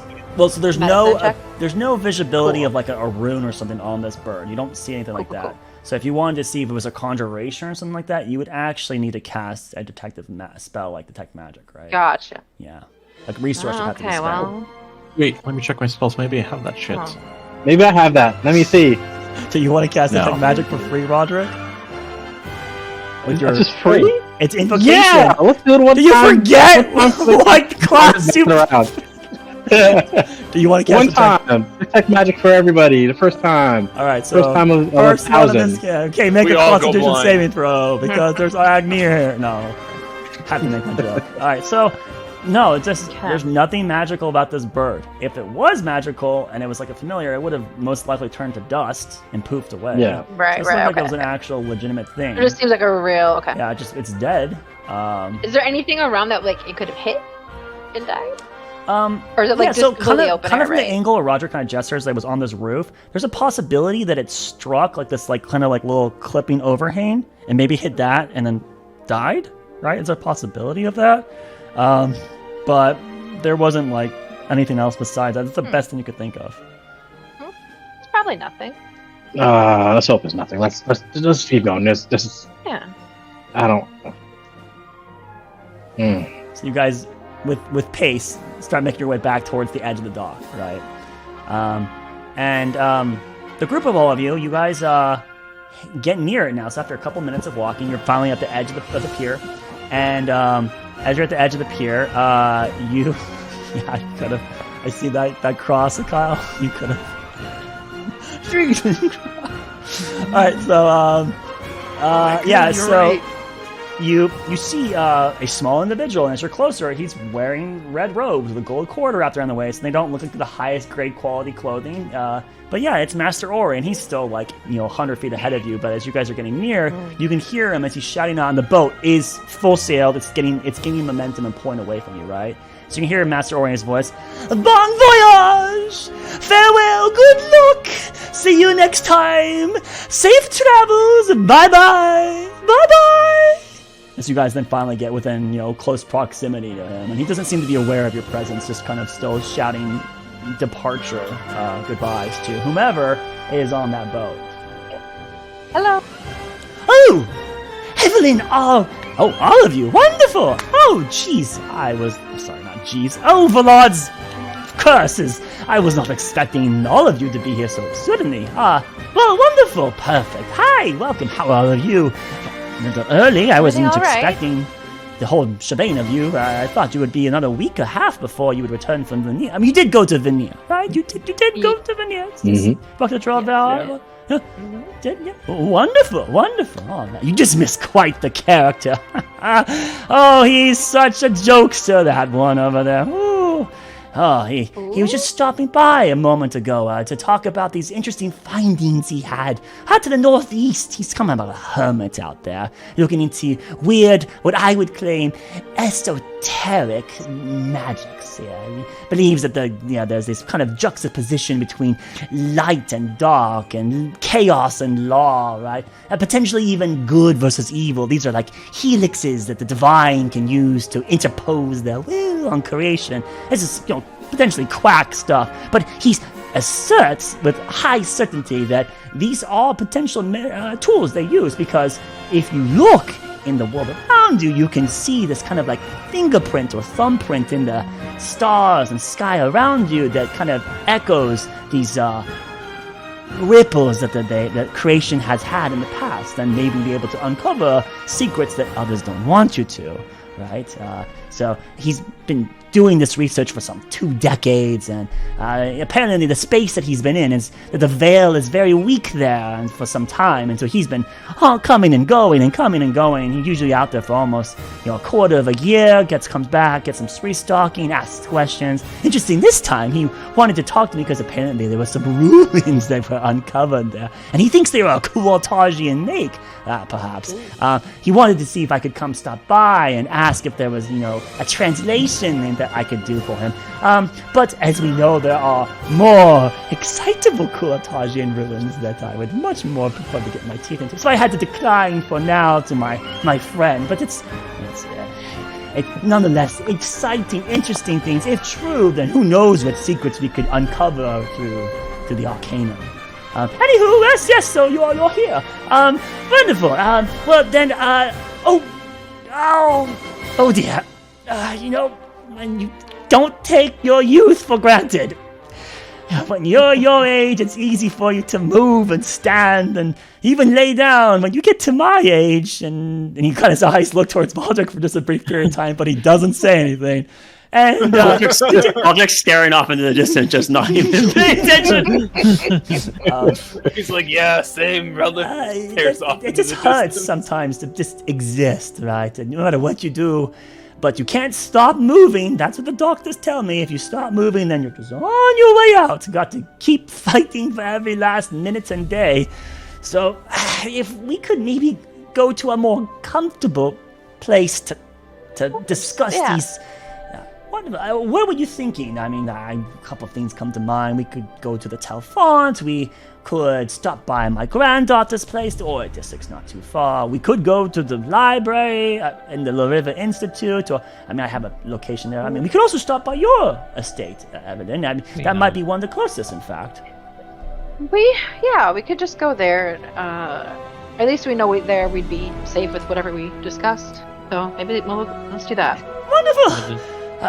And then, so as he kind of starts making his way, it becomes apparent to all of you incredibly quickly that Master Ori, he's a short gnome, so they have a slower move speed than taller races in the first place. But he's even slower than your average gnome. He's maybe 20 feet per 6 seconds in movement, right?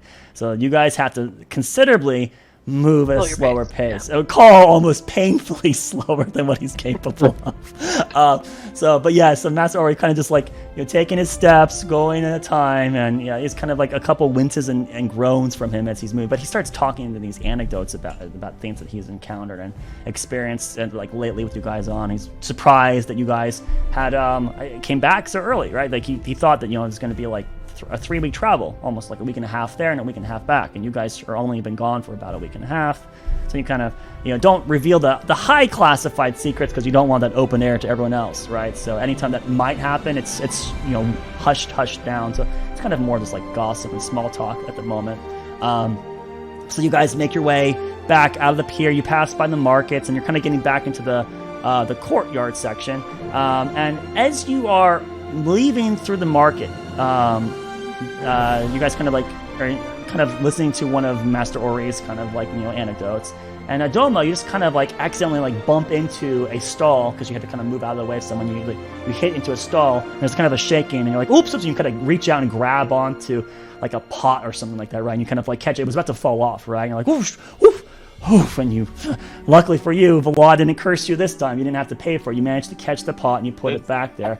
And there's a woman, and she's like, oh, sorry. Okay, that's fine, thank you. And she seems to be helping a different customer, so she just reacted way too slow. You didn't manage to catch it. This woman's a half elf, maybe mid-20s, brown hair. She kind of has it pulled back in a bun. There's a scarf on the top of her head. There's a net on top of that. There's these little beads in between the intersections of the net. So it's more like a head ornament rather than a hair net to stop hair from getting into things. And the place you're in front of is a florist shop, right? There's a bunch of plants being sold here. She seems to be was in the process of cutting the stems of a bouquet that she's preparing to some young guy who's probably near your age. He looks human. It's kind of got blonde hair. It's kind of blonde, and he seems to be really nervous. He's a little thin, definitely thinner than you. He seems to be nervous, embarrassed about buying something for his sweetheart at this flower shop, basically, right? And so as you catch the pot, and she reached out and was like, oh, thank you.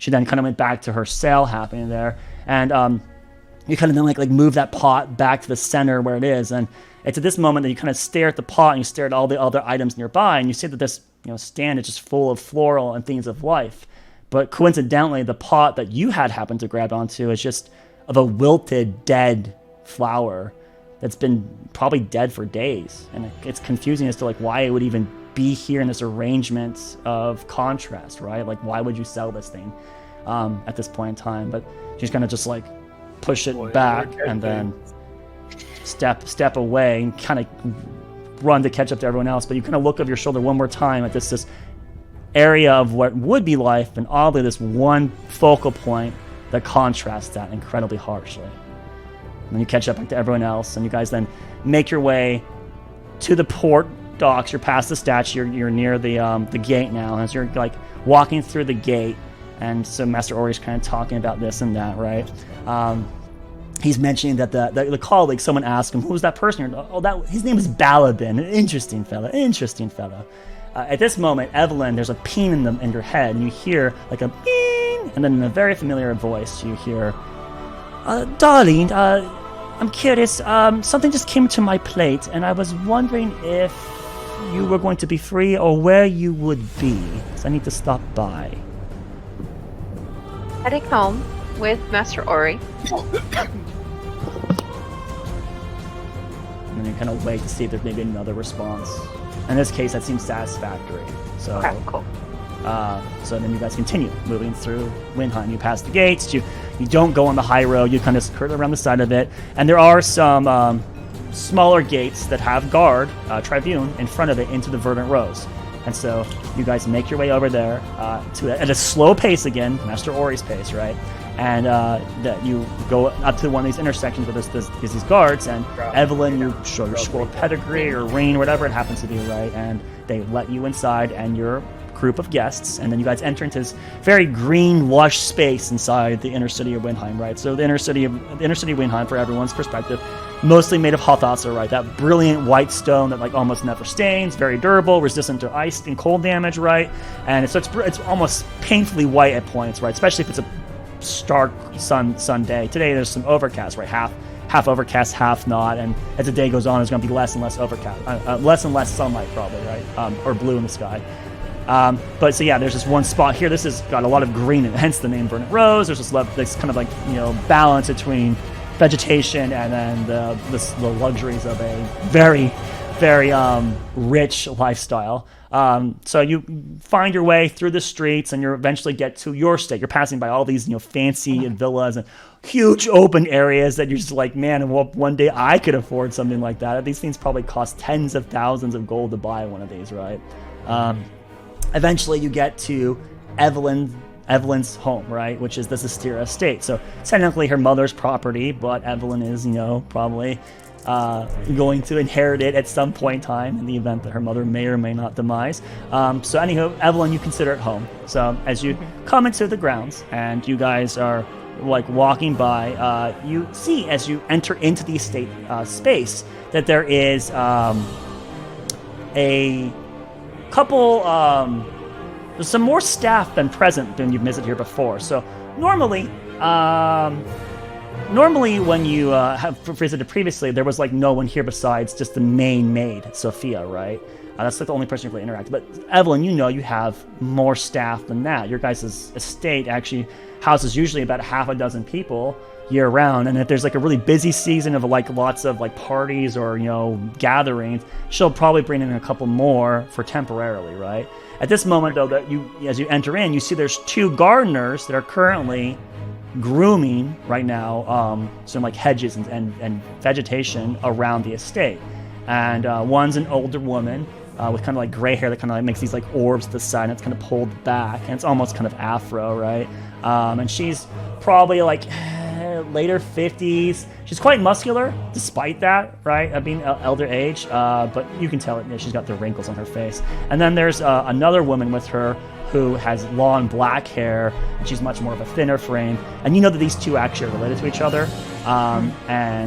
So as you kind of like enter into the grounds, they seem to recognize that you're there, but they don't like approach you or interrupt you because they see you're with guests, right? So they just kind of like cup their hands in front of their waists and they bow down to you before they resume working on their gardening, right? So as you pass by them, you're seeing that there's maintenance being done to the facility, you pass by the statue where your family happens to be with, the young portrait that was done in marble stone of your family, and it looks like it was recently polished. There's like a nice kind of sheen to that marble stone, and there's kind of like that embarrassment level, like, don't look, but some people just look anyways, right? You get up to the front door, and as you get to the front door, it opens before you even grab onto it, and as it opens, you then see the headmaid, Sophia. Ah, Mistress Evelyn, so good to see you. Oh, Master Ori, Master Baldric, Master Ecole. And she kind of goes through the entire docket, and she kind of like nods at you. And Master, oh yes, Sophia, it's always so good to see you. And he does that, like, kind of like, she kneels down, he does that side kiss on the cheek. On the right on the side of the face. Oh yes, tell me, Sophia, do you still do those delectable little like meat and cheese rolls that you have here? Well, yes, we do those. Oh, wonderful! Which wouldn't be too much of a bother. I would love to have a small little tray of them to just nibble upon. Of course, that'd be very easy to do. Well, excellent. I always want to stop by whenever I can. Have to find every excuse. I would steal you away if I could, but I'm never at home, and anyways, I'm always here, so I guess it wouldn't be much good. So this is probably for the best. That way I can nibble as I see fit. Right, of course. Are you all going to be here for long? He, like, looks out to all of you and stops at Evelyn. Yeah, probably. Oh, then if that's the case, I would recommend probably heading to the study. That'd probably be the most open space. And she gestures, but she doesn't lead you because you know you're home, right? So she gestures for you, and then as you guys come inside, she closes the door, and then she looks at all of you like almost expecting to take a coat from someone, but none of you have coats because none of you are that kind of person. And then she's I have a cloak. I have a magic cloak, actually. Do you want to take your cloak with displacer off? No. It would get stolen. Right. So as you guys enter into the foyer, there's an awareness that she's like expecting it to do something, but not with your group, and she has like kind of like, okay, right, I will go ahead and start preparing. Was there any other special requests from any of the guests or lady? Could we get some tea? At least me. A preference? Can I get some tea? Earl Grey. Wonderful. I will start working at it. I'll get the water boiling, and then I'll bring it there shortly. Thank you. Sophia then lets you all leave, and as you leave, as soon as you kind of start going down the hallway, you hear her footsteps going off to somewhere else in the estate, right? So as you guys are now winding down hallways in this Asira estate, you're seeing all this decor, paintings and things, and art that's been placed. This is a very rich establishment, right? The foyer was open. There's a stair that leads straight up, and it goes left and goes right. There's these under chasms that go left and go right. You guys are very familiar with the right side. This is where the ritual room was that Baldric became partial slime. This is the where you guys have the main study you guys have consistently have had your meetings in with either Nier or with yourselves. It's almost always been kind of on the right side. You guys really haven't navigated too much to the left side of the first floor, but nonetheless, this is the freaking place. So there's hallways you have to kind of meander your way through. And so as you guys are moving down these hallways, and you're seeing all this art that's been collected, maybe some of it's been personally made, some of it might have been purchased by professionals, be what it is. You happen to take a turn, and as you take a turn, there is a little, what do you want to call it? It's not a stall, little things, a cart that you wheel forward, right? Like a stewardess has, right?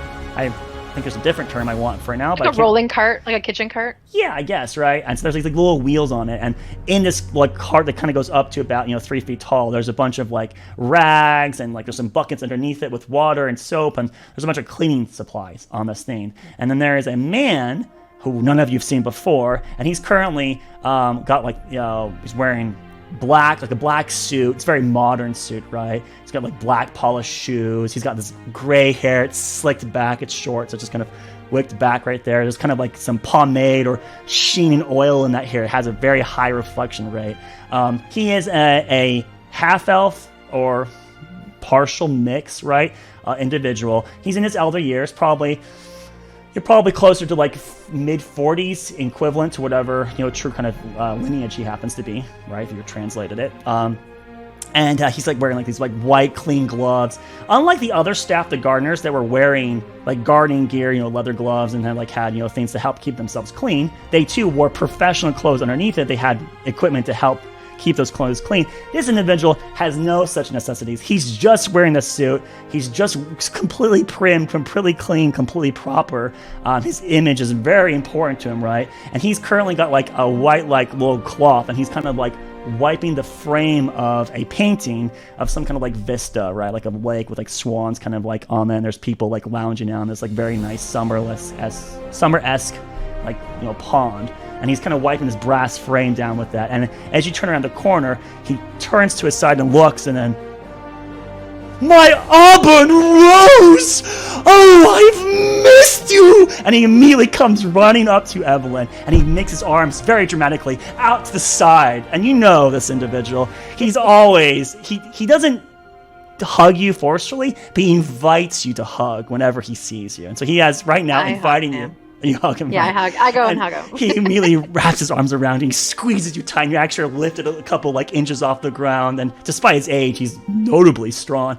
Oh, I was worried sick about you. Oh, my dear, and he's still gripping just a little too tight. And then after maybe like 4 seconds, eventually he releases you, and then, I was so scared when you went off to Fort Tall. I was so worried. And then when I heard that you were gone and missing, I was ridden with sickness. And I just was dreary and had no compassion to move throughout the day, Evelyn. It was so terrible. Absolute dreary. Okay, I'm here. It's fine. Everything's fine. Oh, that's so good to see. I'm so happy you're okay. I'm so glad. You can't believe it. Your mother said that I needed to leave. I was bringing the whole place down with dreariness when you were gone on your little vacation. And so she sent me off, and could you believe?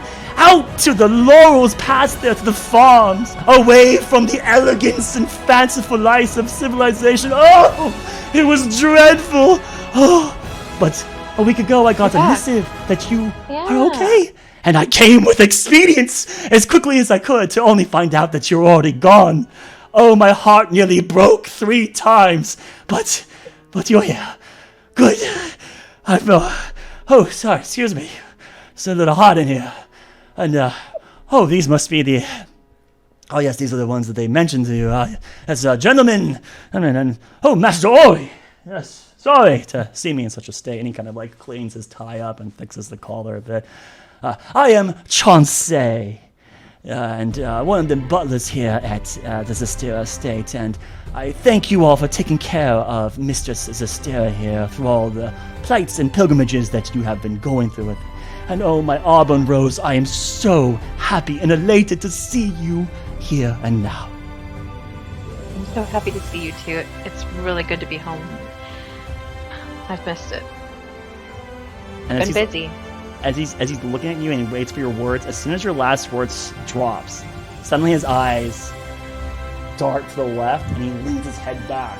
And in the corner, he's staring down at one member of the group, a certain half-elf individual with a long beard.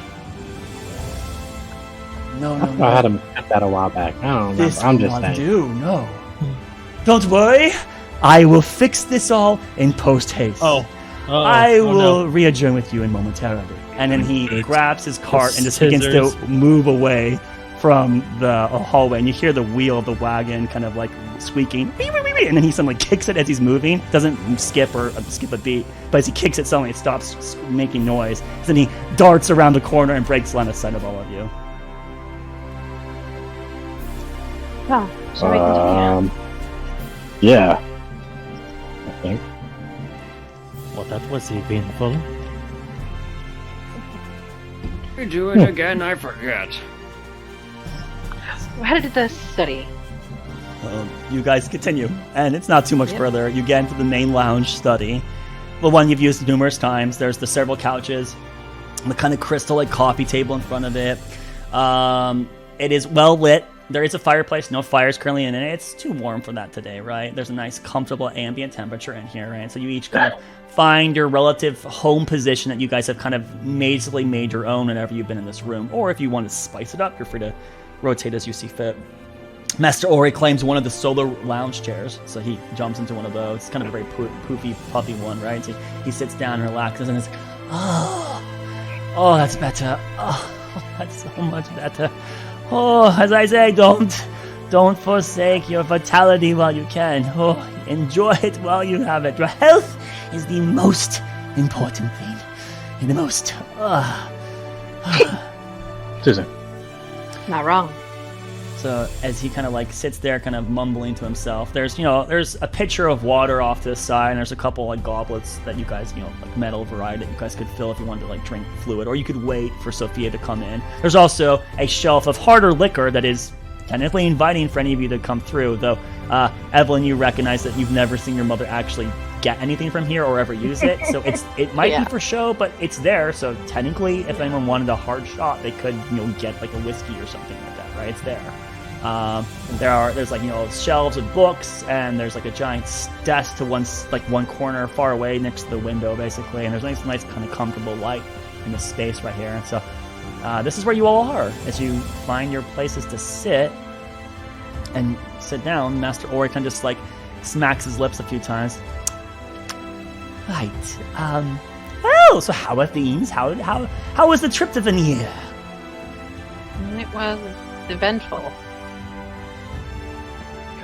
But we took care of what we needed to take care of, and helped a new friend take care of their issue on the way. So, I mean, all in all, I think we accomplished what we needed to do, and spoke to Dravar Morvel as well. Yes, of course, right, yes.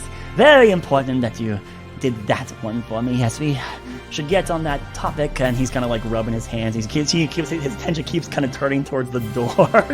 He wants those. He wants those ham and cheese rolls. Don't blame him. Well, we could get into that topic. Of course, we could talk about other things for the time being. What were your next plans? What were you intending to do with your time now that you Well, I think we were gonna head to the western states and see if there's anything we could do to help there first. But I know we have many options. He's yeah. Oh, okay, that's right. Yeah, I think he'll be in Niscaria. That's probably where he'll be stationed himself. So you could stop by there, perhaps, and indulge into him if you wanted to work with him directly, or you could do it with your own volition. You all are of eclectic variety of skills. Right. His eyes drip to the door one more time. It's kind of like a depression. Just a moment. Just real quick, I wanted to... Your friend that was leaving, Baladin? Was that his name? Balabin. Yes. Balabin? Yes, he's to the northeast. Some mountain out there is where he likes to do a lot of research. He says apparently the veil, very thin for like people posits thousands of years, right? For some reason, it's easy to peer into the sky and be able to try to do this experiments he's doing upon this recordings. Any mentioning of smiling Wayne or something like that?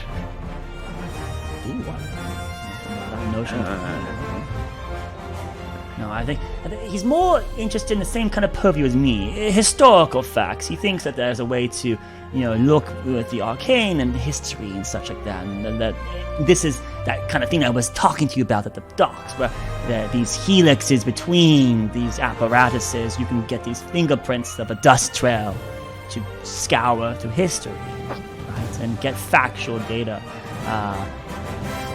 That's what the kind of a balance, as you will. It's very important, the contrast of light and dark and all that sort of thing. And I think you mentioned ruins that he found. Maybe? Oh yes. There was some sort of temple he he didn't find it himself. Some other people that are in his employ found it and then notified him, and then he's gone there and said that it was very interesting. He seems to think it's probably Kulatajian. He's never noticed it before, and he's been there for several decades, so it's in that space, in between the Medan Mountains and the Alorn, sort of northwestist of Fort Hall a bit, somewhere in that space, right? I wouldn't know specifics, but out there would be where he is. I've never gone to that space. I've always been a little bit more preoccupied in other things, and, yes.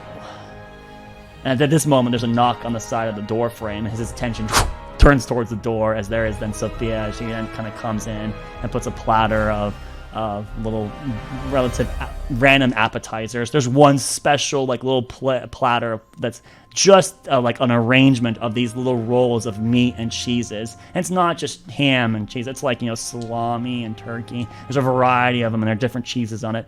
And they're all elegantly cut, and they're laid out in a very professional, high class manner. And there's probably maybe 15 of them on this plate, and she just kind of slides that plate to him, and he goes, ooh, as he then begins to grab one and then nibbles on it a little bit. At that point, yes, that's, Sophia, you are a gift from the gods. You are so good. And then, so there's a variety of beverages. There's a teapot with, and there's a tea presented, so she pours it out for each and every one of you. So it kind of takes maybe 5 minutes after just her arrival before everyone kind of gets situated with their own little hors d'oeuvre tray or drink, before then she kind of makes her way back towards the door. And as she gets to the door, if there's anything else you need, please let me know. And then she turns and leaves. Thank you, Sophia. As she's leaving, as you say that, Chauncey, sorry, excuse me. Oh, don't worry. And then Chauncey comes in, and then as he comes in, there's a new cart with him, and this cart has a bunch of cloth and towels, and there's buckets of water placed in it, and there's a bunch of cleaning utensils, and there's scissors and combs, and he kind of wheels his way right up to Roderick. Oh, no. Mr. Greycrow, Master Greycrow, if you would, please just listen to my humble request. You are a grand guest of the Zestiria estate, and it brings shame to me to see a guest in such a disarray that you are in right now.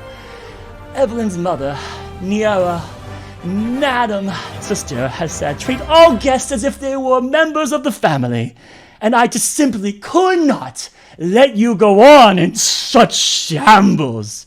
If you would just give me a moment of your time, you can continue conversing with everyone else. I can do it right here in front of everyone. Just clean you up a little bit. Evelyn smiles encouragingly at Roderick.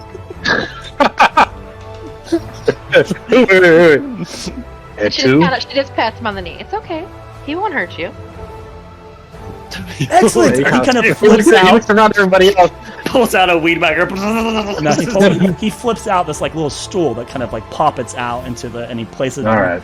Sit here, it's like a barber chair. Yeah, and he kind of drapes a white cloth on top of it, and then he points down towards it for you to sit. Sure. He sits down. I was like, all right, yes. Just the facial hair, you can get rid of it all. He kind of pulls the gloves back. All of it, wonderful. I do recall. Facial hair. Yes, facial hair. Down to the skin. And he looks over to Evelyn, seeing if Evelyn agrees with that decision or not. Just smiles. Right. Well then, and then he grabs soap and he starts lavering into your face. He first cleans your beard heavily, right? And it's somewhat therapeutic, somewhat massaging, right? So you're kind of just leaning back as everyone else around you is nibbling, drinking. It's kind of awkward for a moment before Master Ori starts continuing the conversation. So you're kind of laying back, having your face, honestly, clean. This is one of those that's straight, man. Yeah, that is a spa moment. High class moment here. Yeah, Chauncey's getting in on it with you. So while this is happening, Roderick is getting facial / trim on his beard, and by the end of it he will have no facial hair apparently. So as this kind of goes on, after the awkward couple minutes of the first waiting around, then Master Ori is like, all right, well then let us get to the topic at hand. So you saw my colleague Jovar. What was his lead he had exactly?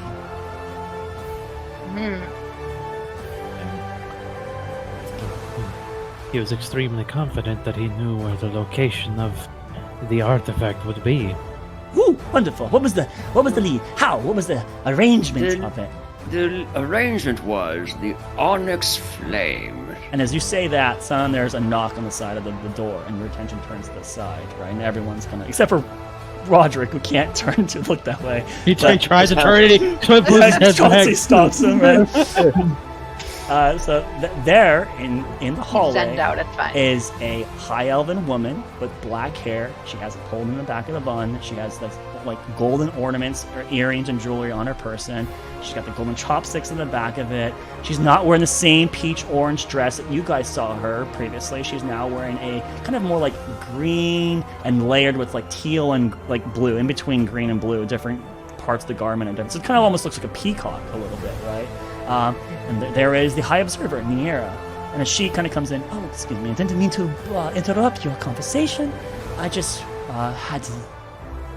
yes. And then so she kind of like steps inside. And as she steps inside, you guys notice there's a small person who kind of walks in shadows behind her. And this person's maybe about 3 feet tall. They're familiar. You saw this person at the Telfont earlier. Yeah, yes, they're the gnome person that you saw, right? The hood's kind of pulled up. There's like this red veins kind of popping out from under the hood, or the head. This hood's kind of pulled up.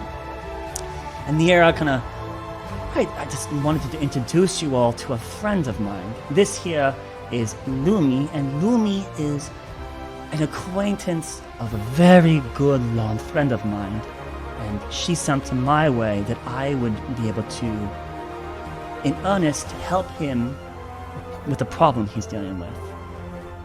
And then she kind of looks at that. She then looks towards Lumi, and then Lumi steps forward and pulls their hood back.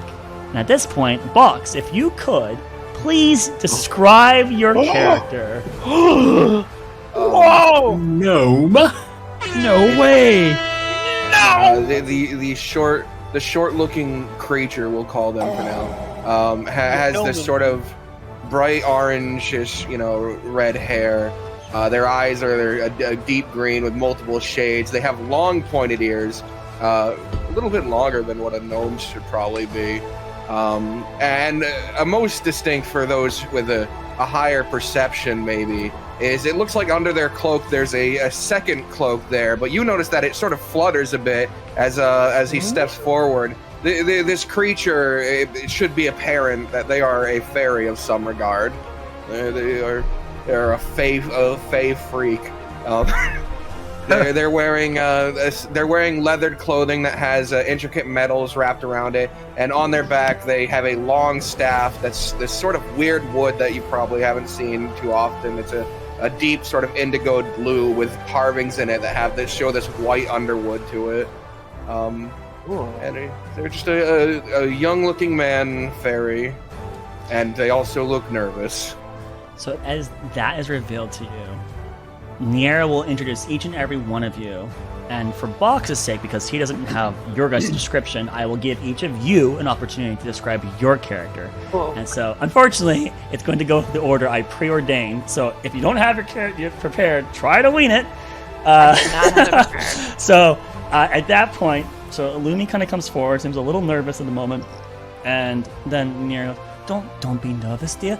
These are the colleagues I was talking about. I think that you would all be very good allies with one another. This one right here, and she gestures immediately to her left, and that would be Thork. She goes, this individual here is Mr. Thork Dawnbreaker. He has been with the group for a couple of weeks now. He came from the Undermountain. And she kind of gestures over towards Thork and says, Thork, what does your character look like? You don't need a perfect debrief, dude. Just kind of, he's what, 6 feet 3 inches tall, right? I have it written down. I just need to find it. I'm going through my notes. Mine's on my other computer, and I'm going, God. You don't need the literal debrief. Here it is. He's about 6'4". He's very large. Oh, he gained an inch. Just a mountain of a person. Fork. He has green skin and short hair. with two small tusks protruding from the bottom of his lips. He's pretty standard, pretty accurate to what the character art I have is for him. He has a thin scar across his left cheek, and he's wearing what seems to be an outdated, older set of armor. It's chainmail, but it seems more... There have been more historic advancements, and just sort of things that are a bit dated on there, which you surmise he's from within the mountain, and that's been, they've been a little behind. It's very well used. It's damaged all over. You can tell that he's been trying to maintain it, but there's only so much you can do against deep gushes and damages. And on shoulder plates, chest plate, and every large area where you would see some sort of insignia or symbol, you would see it more damage, almost as if it was centered or targeted in those areas. And I don't know how intelligent your character is, but say above average, you can tell that was intentionally scratched out. Whether he took this armor from someone else or he just wanted to get rid of the regalia, that's sort of his shoulder, his chest, wherever he had it. It's scratched off. And also, he's fucking draped in weapons. You, just depending on how perceptive you are, at first glance you see 6 or 7 different armaments on him. He is just armed to the teeth. There's more, probably, but I won't bore you in too much detail.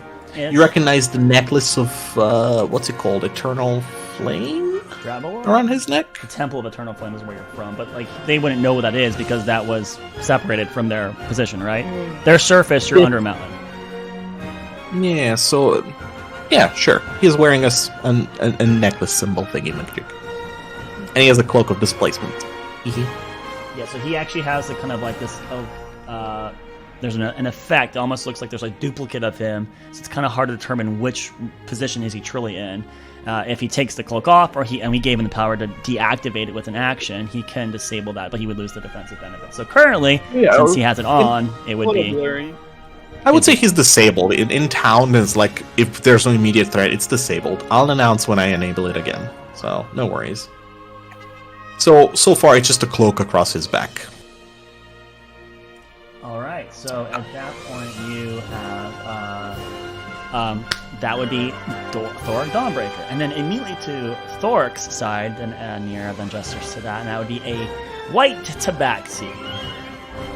Yeah, so while everybody else was seated on a chair of some kind, Akal would have been sprawled out on the floor, kind of laid back with his arms behind his head, relaxing. And Akal the tabaxi is white primarily color with black intricate outlines, tiger-like features. He is a very large individual. Tabaxi about 6'7" at height, actually, very tall, but lithe and well built, seeming in peak performance. You have very minimalist in terms of clothing. He seems to have kind of a leather strap along his upper body that comes down to almost another leather belt, which holds up a loincloth with varying colors, whites and reds, and almost falls down his left and right leg, and a single kind of shoulder piece with a little, almost seems more ornamental in nature, not necessarily for protection. It's obvious that this person carries hardly anything on their person, as the only thing next to them is a backpack, which is filled with various stuff. Very, very light traveler. Though, as he kind of stands up and readjusts himself as a new introduction, you would see on his back this covering the entire back from the top of his shoulders down to kind of the lower end of his back, almost to the top of where the buttocks would be at, is a massive depiction of a tree almost burned into what would be his skin, almost like a brand. And it's very detailed of ornamentation of the leaves arcing down his back, with the limbs kind of protruding to a massive trunk at the base, which almost runs down his spine, and the roots kind of flow down. And you would imagine that they kind of go lower, but they don't go like down below his legs. It seems that they kind of stop around the same area as described. But yeah, that is the simple description of the creature known as a call. It's a backseat monk. Mira does introduce him as this is a call of the Broken Peaks. He's also from the Undermountain. Recently, the Grey Gate was reopened by this group specifically, in fact. And so, as I kind of implied, these people are quite capable and doing quite big things in the world around us. To Ikal's side there, that one with the red skin, that would be Doma Zarte. Okay, so yeah, I can't exactly remember the height I made Doma, but I'm pretty sure I picked my height when I made him, so he's 6'2". Fiery red hair. Yeah, everyone's pretty fucking tall apparently. Holy cow. Mm-hmm. A little surprising. You're the last tall person in the party. He has multiple small scars strung across his body, and one big one that just peeks up through the collar of his chainmail on the front. You can barely see it around his neck. The chainmail itself is mithril, I'm pretty sure, and mantine. Yeah, it is mithril, so it helps you. He slings 2 swords around his waist. Both of them pretty fancy looking. One of them having a pommel of a wolf head on it. With blue sapphires in the eyes. He has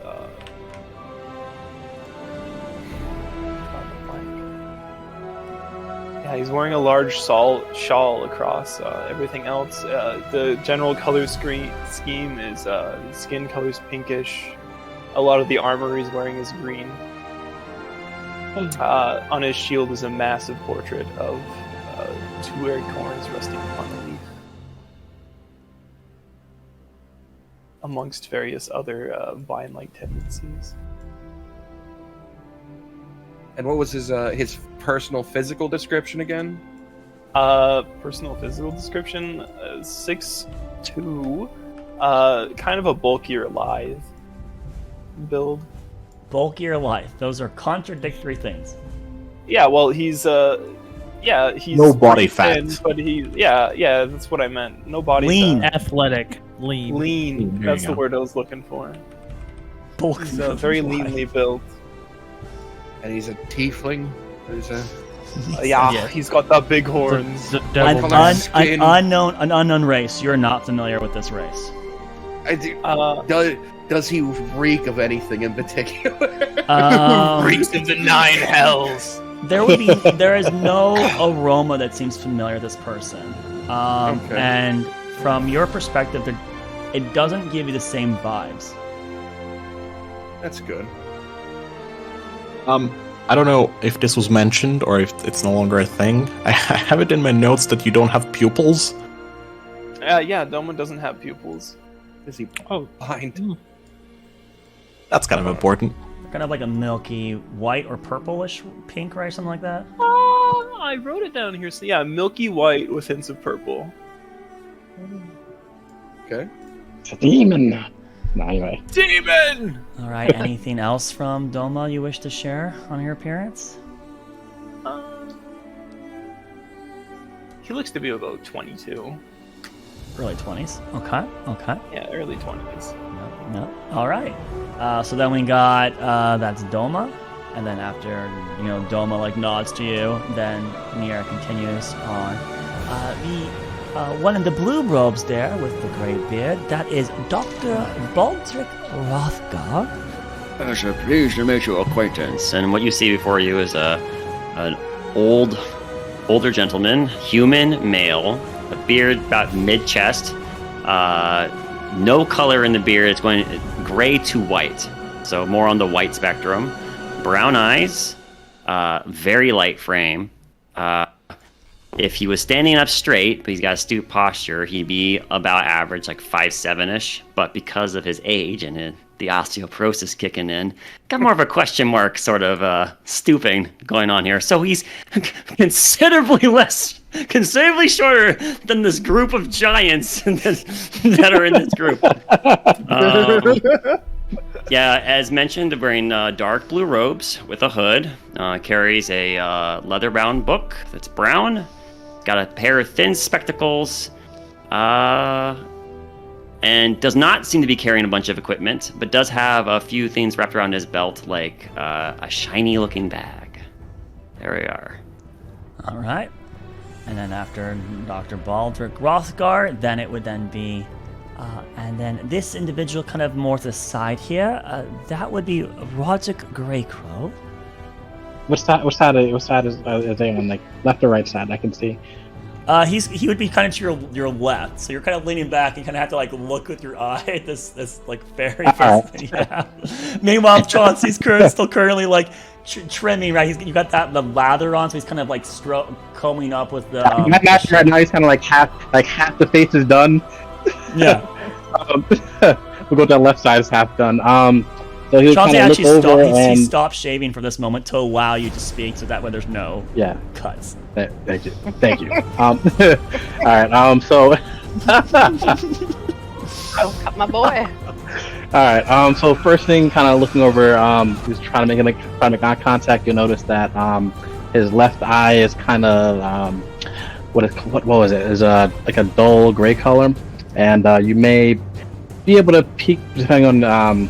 No, you can wait. He can move over because he's not, doesn't have a knife to his neck.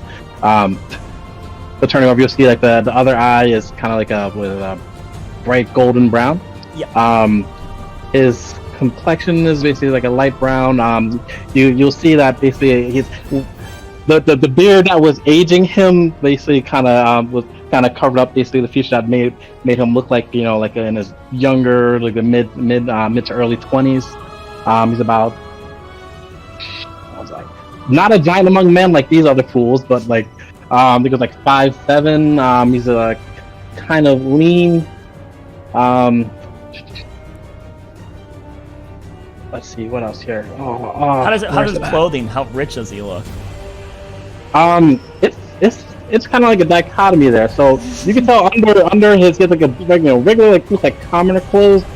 These like what is it like let's say black pants. Black pants and like a blue shirt under that. You can see the outline of some armor.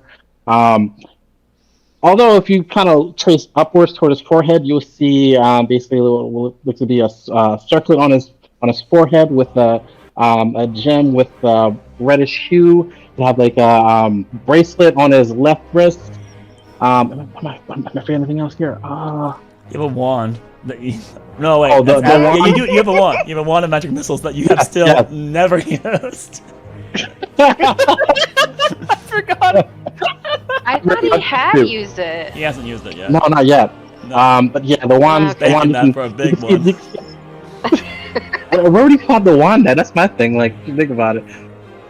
It's just sitting on his waist. Yep, on and a belt on his waist. I guess his hair. I mean, he's getting. I guess he's getting trimmed. They're not trimmed too. Yeah, he would clean up your hair too if you want him to. It was clear that he was much more upset about the facial hair because that was just a mess. So, but he can clean up your hair too. Like you can. Yeah, he would kind of mention, like, hey, listen, my hair's kind of long. Can you like bring it back to? Yeah, he would. Around my like the shoulder, not the shoulder length where when it originally was. Black, kind of curly. And as you shifted, you kind of make out make out a little bit more of as far as for the ears, which should kind of protrude. We have like a kind of indicating one way or another what his race may be, if you know. He's half elven. You can tell that it's not a full point, so it's a mixed elven lineage. Yeah. Not as pointed as yours happen to be. Anything else? No, I think that was kind of it for the most part. All right. So then that would be Roderick, and he kind of just lifts his hand up, just kind of just waves in. Forgot one detail: the mark of death is upon him. Oh, shut! Yeah, but Lumi can't see that. So at that point, since you're done talking, Chauncey then resumes working on you, and then finally, Evelyn, Niera gestures towards the other woman in the room, and this right here, as I mentioned, is my daughter, which is why I have such confidence that this group would not be any hostile to you in the future. This is Evelyn Zastira. So what you see is early to mid 20 elf. She's about 5'8", but she's sitting, so it might be a little hard to tell the height. But she's fair-skinned. She has long, kind of auburn waves of hair that go around her shoulders, like shoulder length. Her face has a dusting of pale freckles across her nose and cheeks. She has deep emerald eyes. She has a deep kind of like indigo navy dress that has almost like a shimmer to it, like the deepest night sky. It's full. It kind of comes up. It's like a not high neck, but it's a modest neckline. She's got full sleeves, and it goes all the way down to her feet.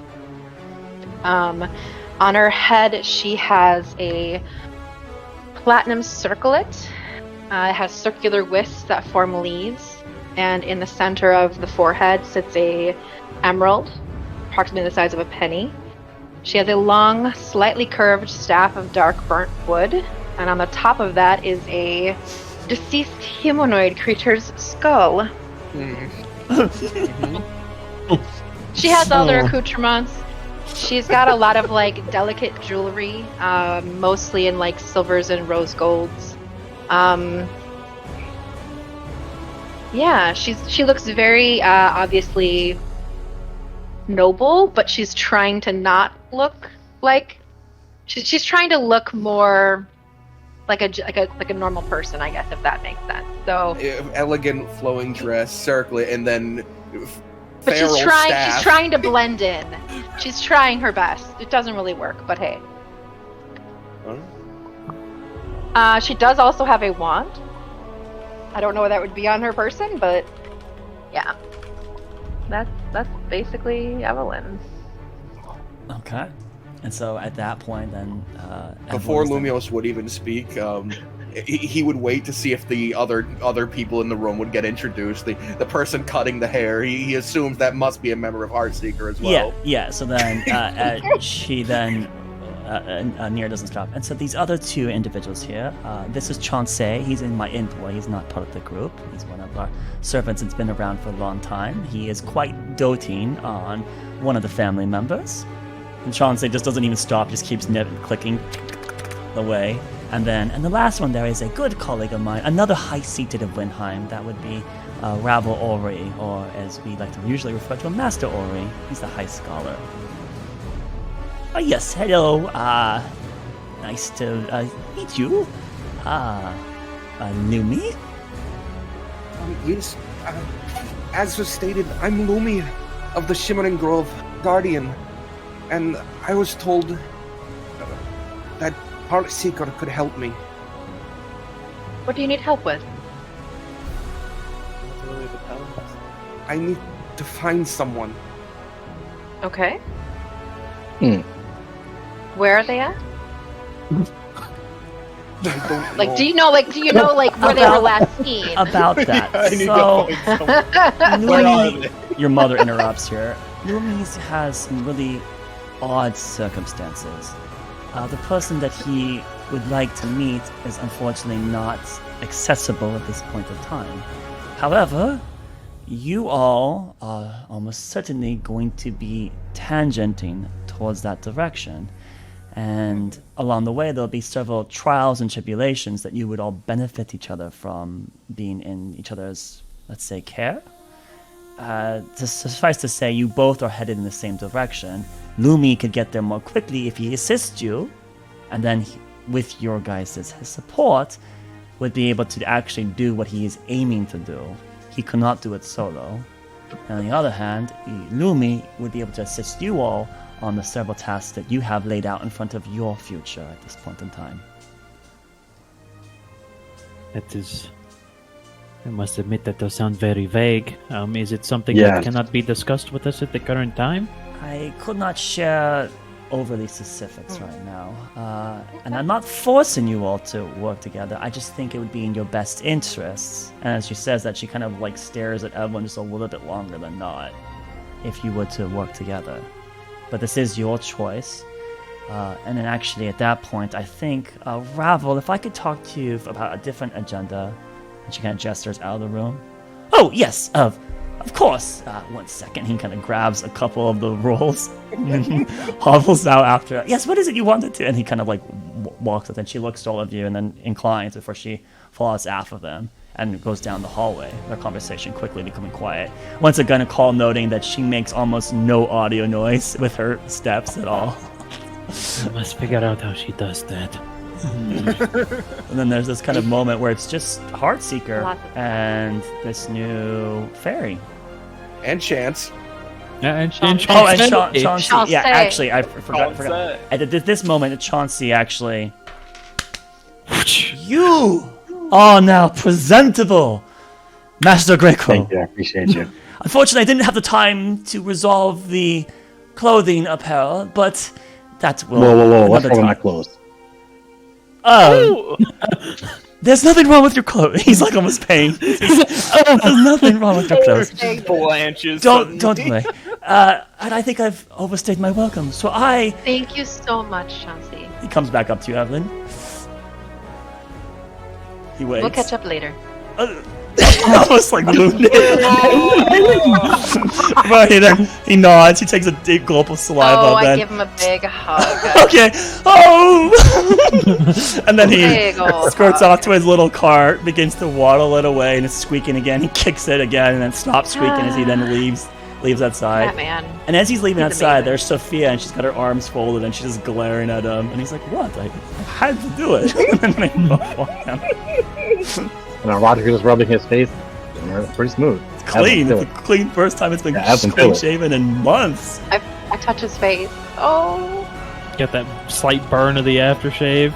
Yep.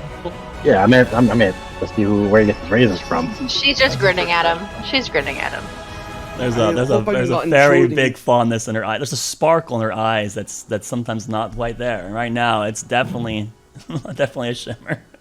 It's reminiscent of when you drink the love potions back in the dwarf. You're getting flashbacks. I hope the I'm Glade not Hopper. intruding too much. Glade Hopper. Yeah, that's the name. Yeah, good go.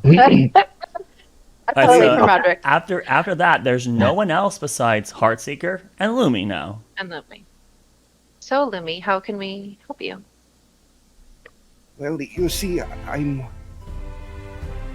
my grove was attacked and destroyed.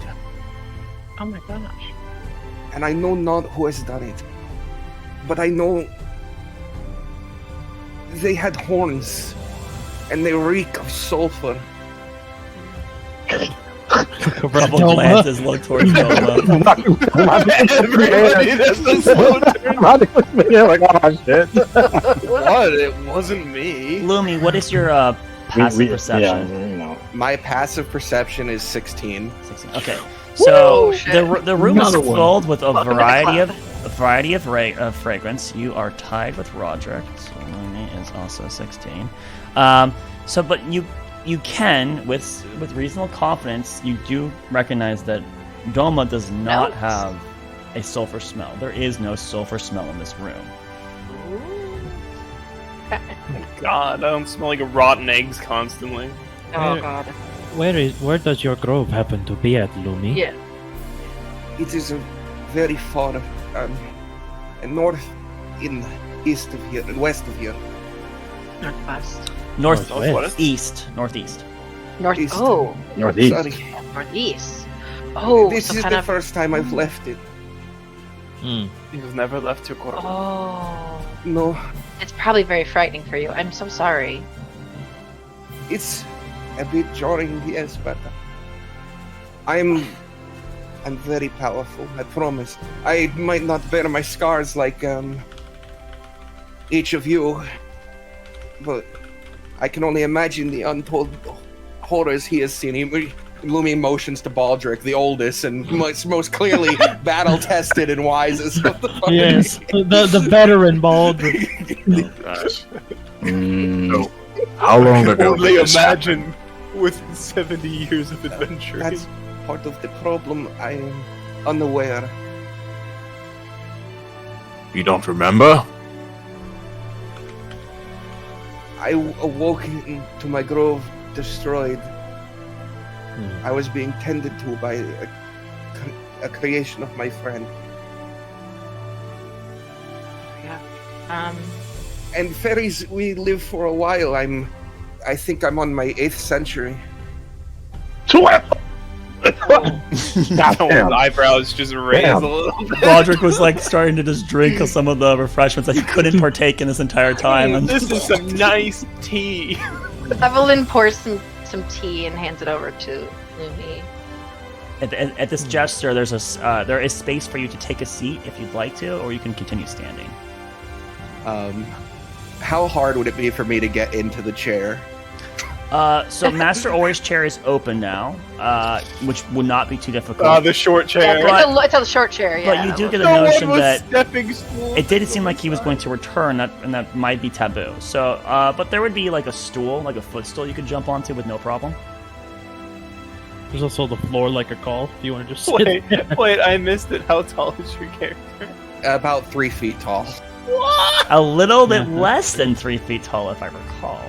Yes, Yeah. just about. You know, It's at the very- highest point of those ears, maybe with the wings up.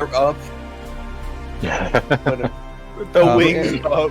Lumi would definitely. He would take the drink and take a seat. He's learning customs and abiding by them at the Right, moment. I Massive cup in Are hand. Are you looking for someone a member of your? Forgive me, I'm not sure the language. Like a tribe? Are you from a tribe of fairies, or We are you looking for prefer Grove. who did it? I'm sorry, what was that? We prefer Grove. Grove. Okay. And yes, So I'm looking for a friend of mine named Pine. Okay. But Okay. And this Yeah. pine is going to be out in the western states. How do you know they're in this direction? I don't want to mince words here or upset anybody, but we have got our strict timetable with some sort of end of the universe sort of things in the balance, and I don't know if I have time to search for a pine cone someplace out where we don't even know where to look for it. Aldrich. Like I said, I'm not meaning to just... It's timetable. And some of us timetables are very short. Well, based on Go ahead. Well, my mother did say that it was along the same journey we were going to be taking, so it shouldn't take us too far afield. So if we're in alignment of where we're going, I think we should help. They wouldn't have to be in Westwind, Like right? a little inkling of what would help us. I'm unsure exactly, but Miss Nira, she said that if I were to accompany you, it would aid me on my way to my goals. I Is believe this sort her. of the type of thing, or is it from near? That is. I'm looking at Evelyn. Yeah. Both looking at Evelyn. I suppose it must be. I very rarely known my mother to be wrong. Okay. She gives you just like a level stare, like a level look. Like, We have no reason to distrust Lady Zestira and her wisdom in this. If Lumi could offer us assistance, I would be more than willing to help. I, for one, know what it's like to lose your home. I just don't want more things to be on my plate. I just assassins and You focus on what is important right now. Baldric. Average old man. You're the great adventurer, Baldric. Less things, not more things. I'll do my best not to burden you. Less. oh, Speaking on that note, I got Aldrich. to ask. You said you're Stop being such a powerful. softy there, Evelyn. You can't do everything. Sometimes, no, you have to say no sometimes. All right, but it's just all right. Fine. Fine. Come along. Come along.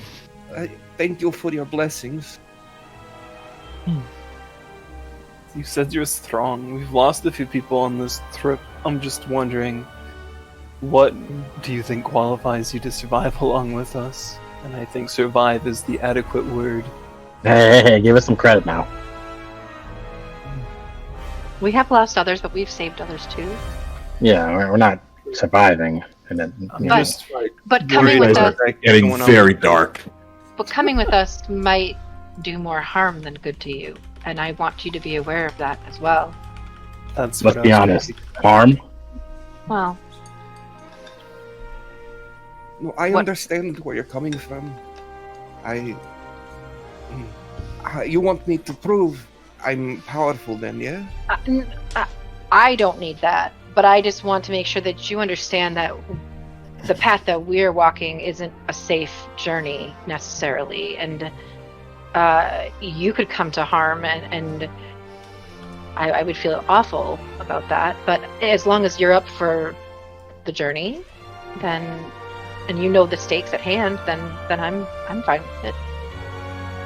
Put some faith in Lady Zestira. She would not burden us with some weakling that wasn't able to hold her own.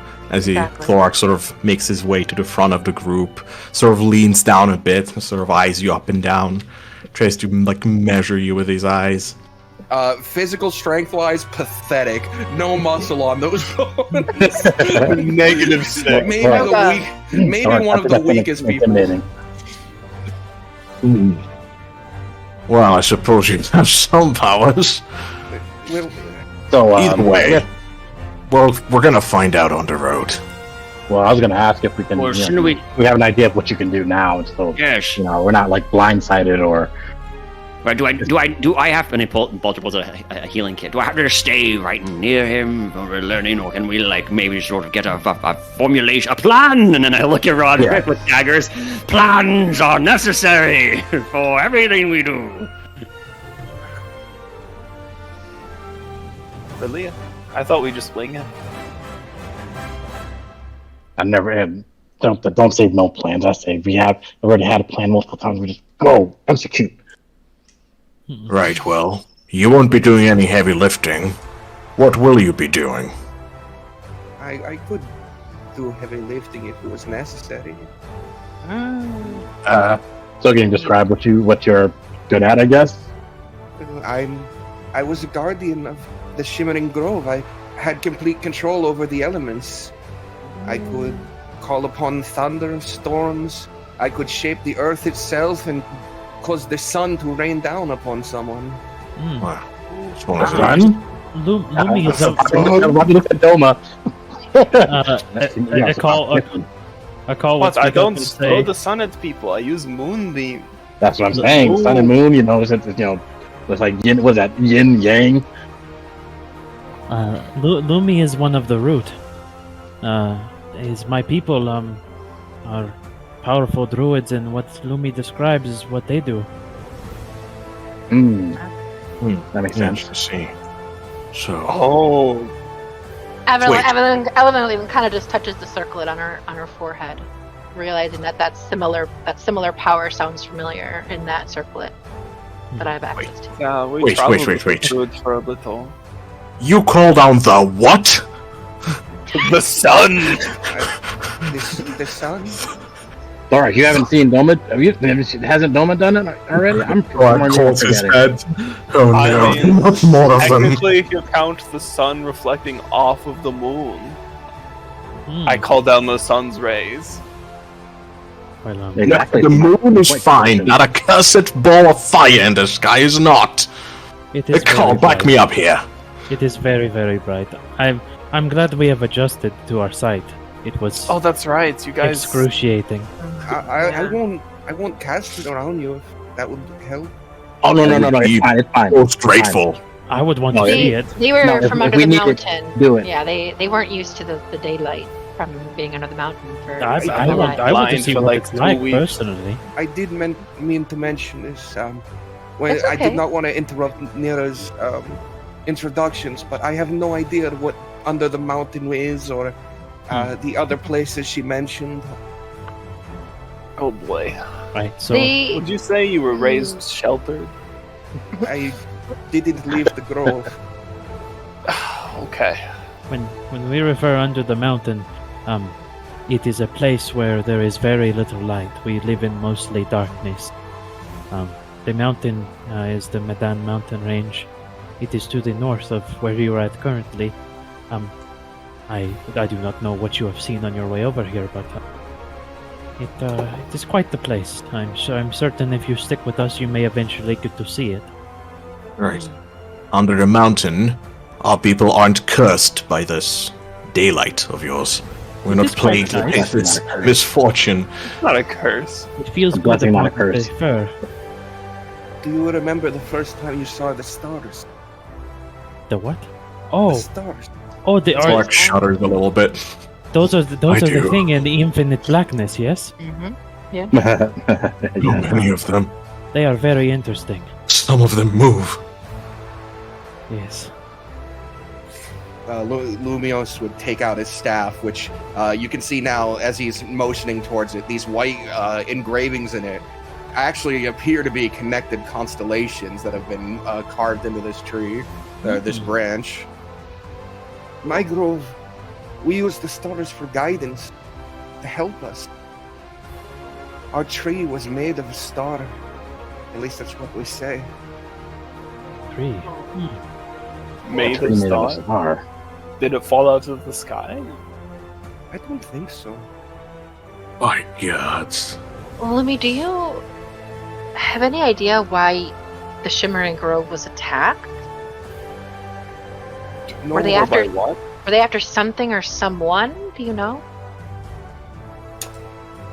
I don't know exactly, but I assume they were after the power within the tree. Okay. It was wilting and dying when I awoke. Oh.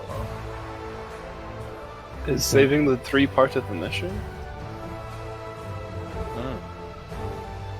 Lumius would turn his head side to side. That tree is dead to him. Oh, damn. All right. So it's more of a mission of vengeance. Not vengeance. I To find hope life. that if I can find who has done this and get them to return the power, that I could plant a new seed. What does one of these seeds look like? I'm gonna kind of look over towards Goma. Why does everybody keep looking at me? That's right. He's kind of sort of dense. Do you want to pull out your acorn from under the mountain? Maybe he can. Maybe this person can look. I doubt it's the same seed, but you can certainly take a look at it. And I pull up the Our acorn. acorn. Do you want me to speak to it? Oh, You What? can speak to an acorn? It's a plant, a young Oh. plant.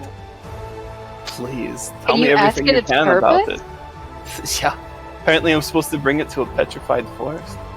Oh, I could do that. Come tomorrow. No, the accident's just infecting me. To be serious for a moment here. You said your grove was attacked, and the tree was very powerful. Whoever came there to attack it did it to take its power. He's gonna look across the rest of the group. I know. I can think of one incredibly powerful entity going around, hunting powerful artifacts. Are they horned? Well, Not the last time we saw. that I know of. doesn't mean they're not working with someone who is. There's Yeah, also they're illusion agents. magic. There's also illusion magic or disguises. You don't know if that's really what they look like. Very much true.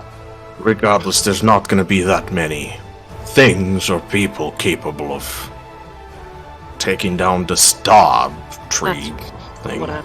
And a grove full of druids, which is, as far as I know, are pretty strong beings. How long ago did this happen? Like I had said before, I'm not quite sure. I was knocked unconscious during the attack. And I asked how long it had been. I haven't gotten a straight answer.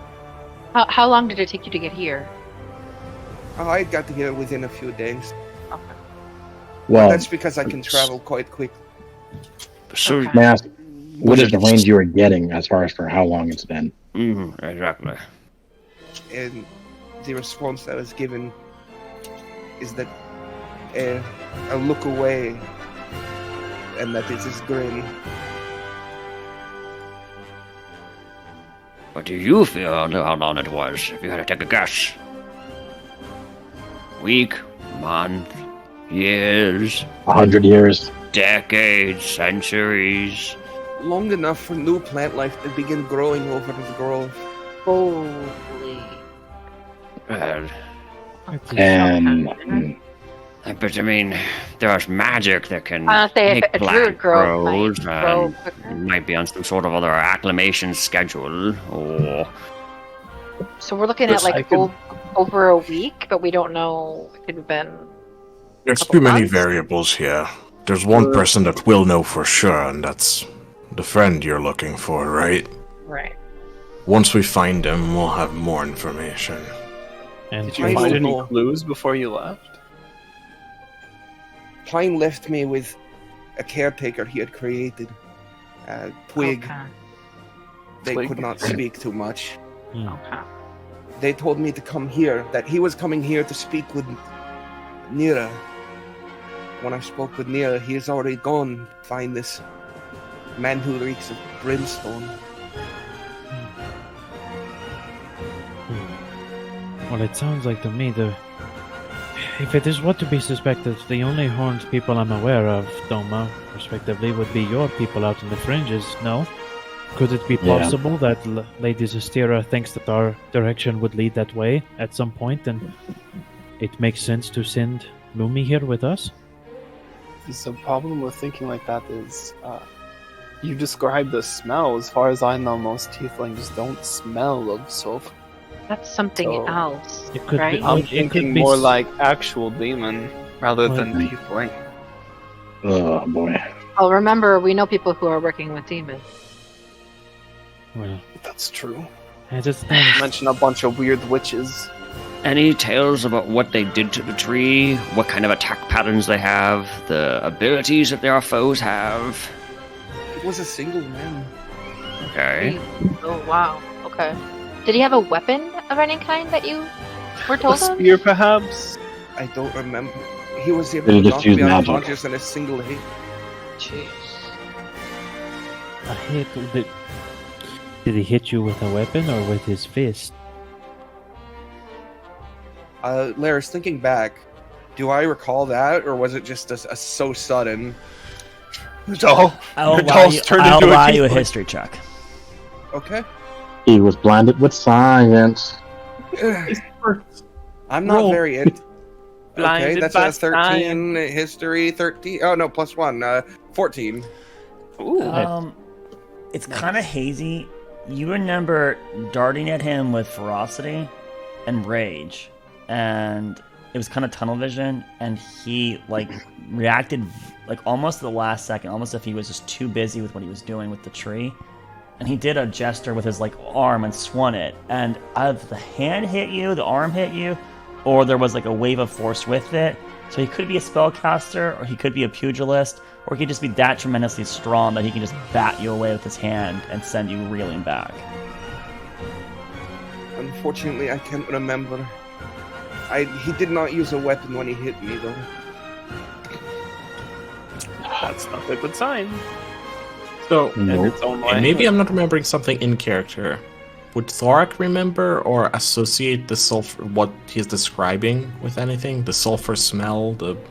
Well, I mean, No, you've been that's fighting exactly what I was demons gonna for a ask, hell- so actually, I yeah. will, because like, okay, so let's kind of go back to this. I don't like doing endless checks, right? So when we can have a group check, but the group check will be for 2 people, because we have such a high volume number, right? That if we do too many, you guys are bound to succeed, right?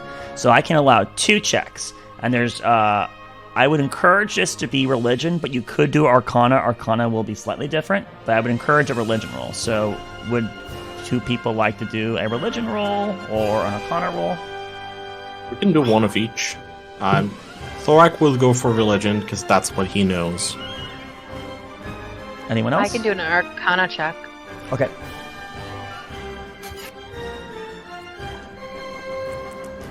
A close. Yeah. He's not the most intelligent of the group. Oh lord. Not the brains at all. Oh, where is the 10. sheet? 10 for Arcana. 10 for Arcana.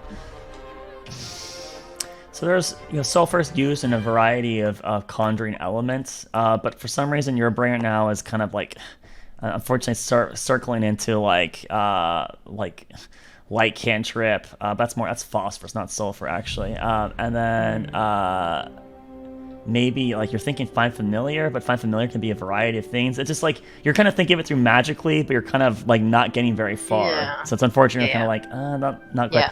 What did Thoric get? Thoric get 14. 14. Well, so I'm gonna modulate you a bit based on your experience.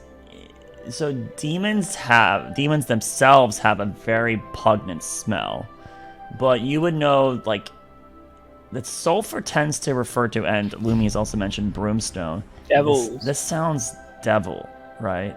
Those terms are often associated to devils specifically, but since demons are also fiend, it's like you can get these terrible odors from them as well. But those two terms being used by the fairy here really make you want to go, it's probably a devil, which you guys haven't dealt with too many devils, at least not to your knowledge. Not in person. Well, Doma has, right? Doma. You could say he's dealt with a few. Yeah, big from let's see. Paladin. Yeah.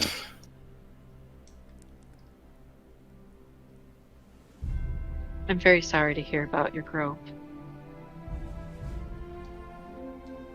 Appreciate kindness, but I wouldn't like, I don't know, everything to be focused on me.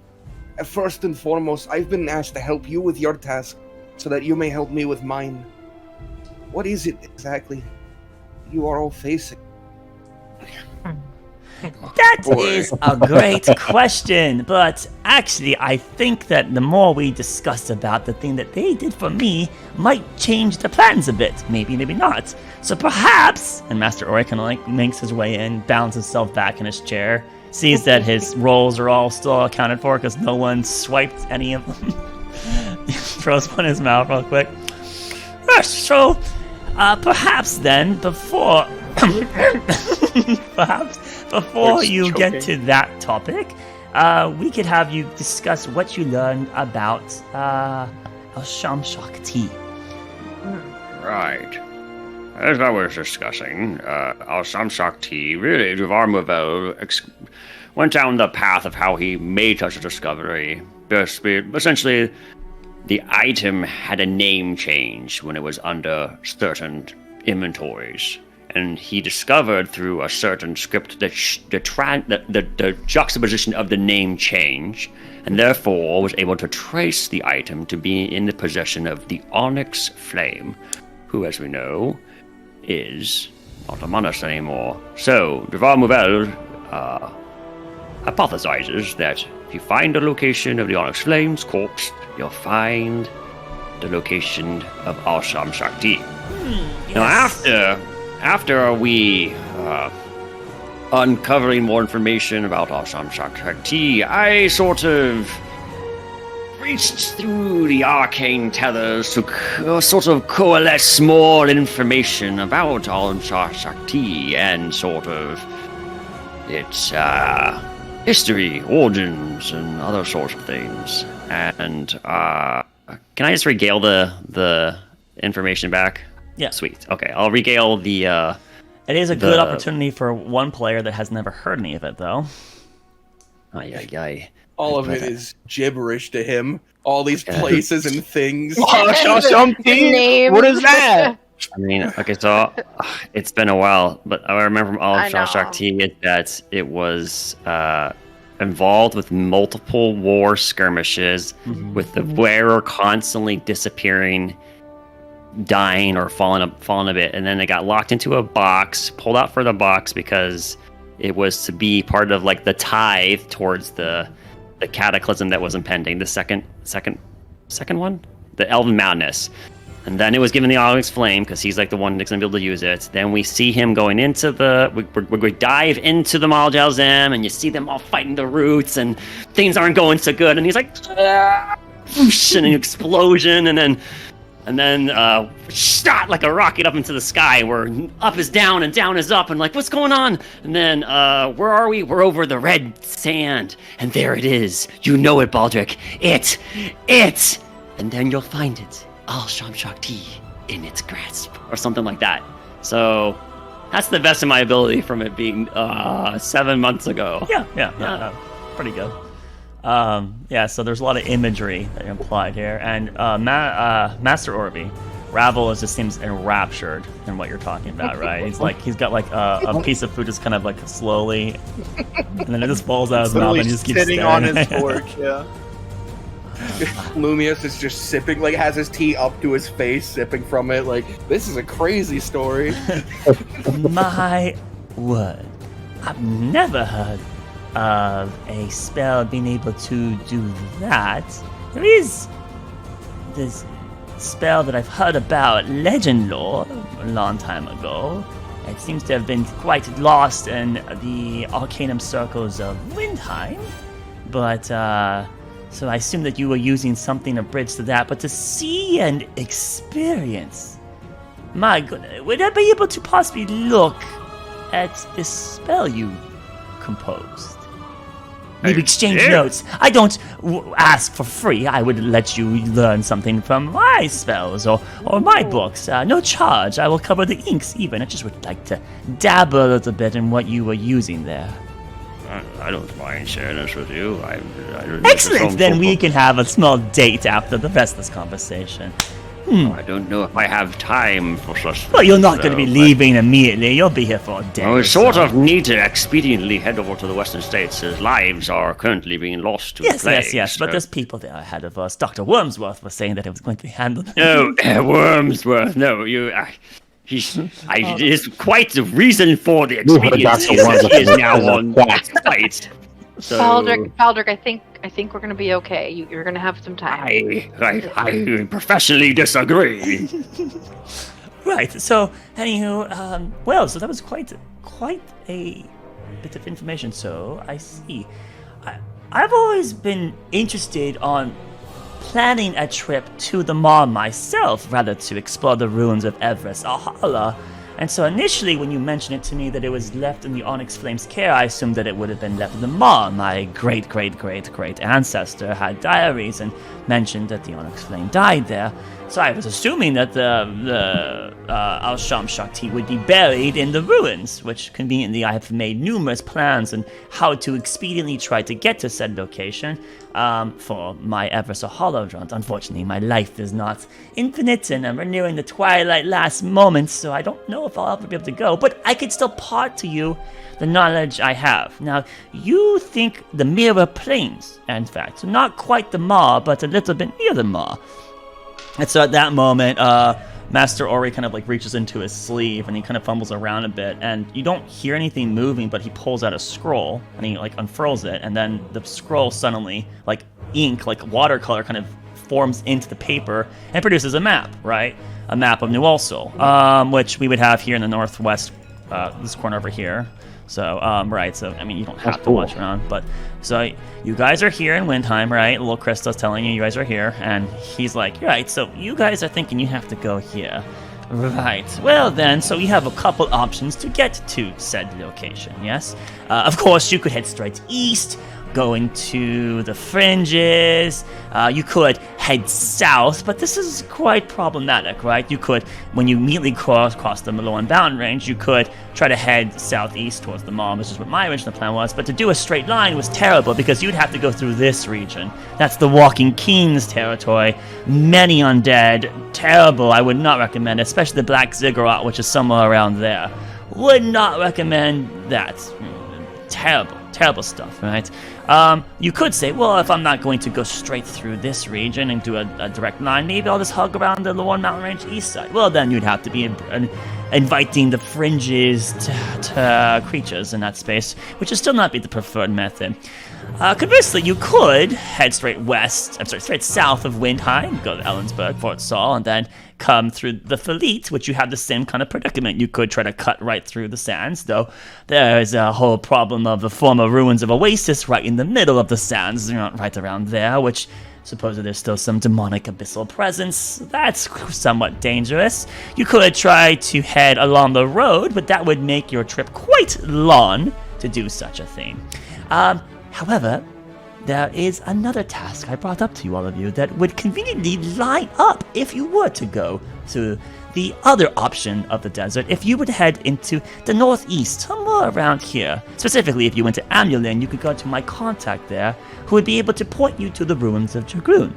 So if you were going to head in that direction, I would recommend going through the Falit Deserts, and along the way, stopping by Amulin to talk to my contact. I'd have to find out his name here, I forget it offhand for some reason, the old age, But you could stop by Amulin, reach out to him, and he would be able to point you to the Dragoon. You could spend a couple days in Dragoon, poke around, find hopefully something interesting down there. And then after you're done with that, head down along the coast to get to Udaline, go to Fallcrest, and then you can make a short stop in the Mirror Plains. Now, interesting enough though, I believe your mother said you were going to head to the Western States. So technically there's another option you could do as well. Probably the most economic option for all of you. You are heading to Westwind, the port city. Currently, there's a quarantine. Not much nautical use is being done right now. I imagine that anyone that is going to be using a boat will be having very cheap voyages for a period of time once the disease is resolved.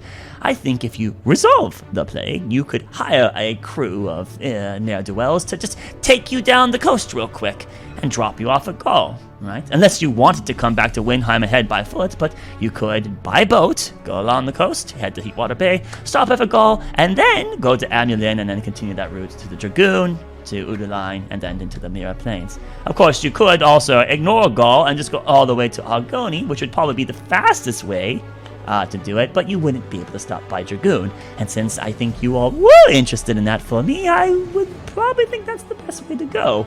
Of course, this is your decision. Now, you did mention so many time constraints, and Nero gave me some feedback here. There is something I could offer to all of you. I'm not sure if you're interested in this or not.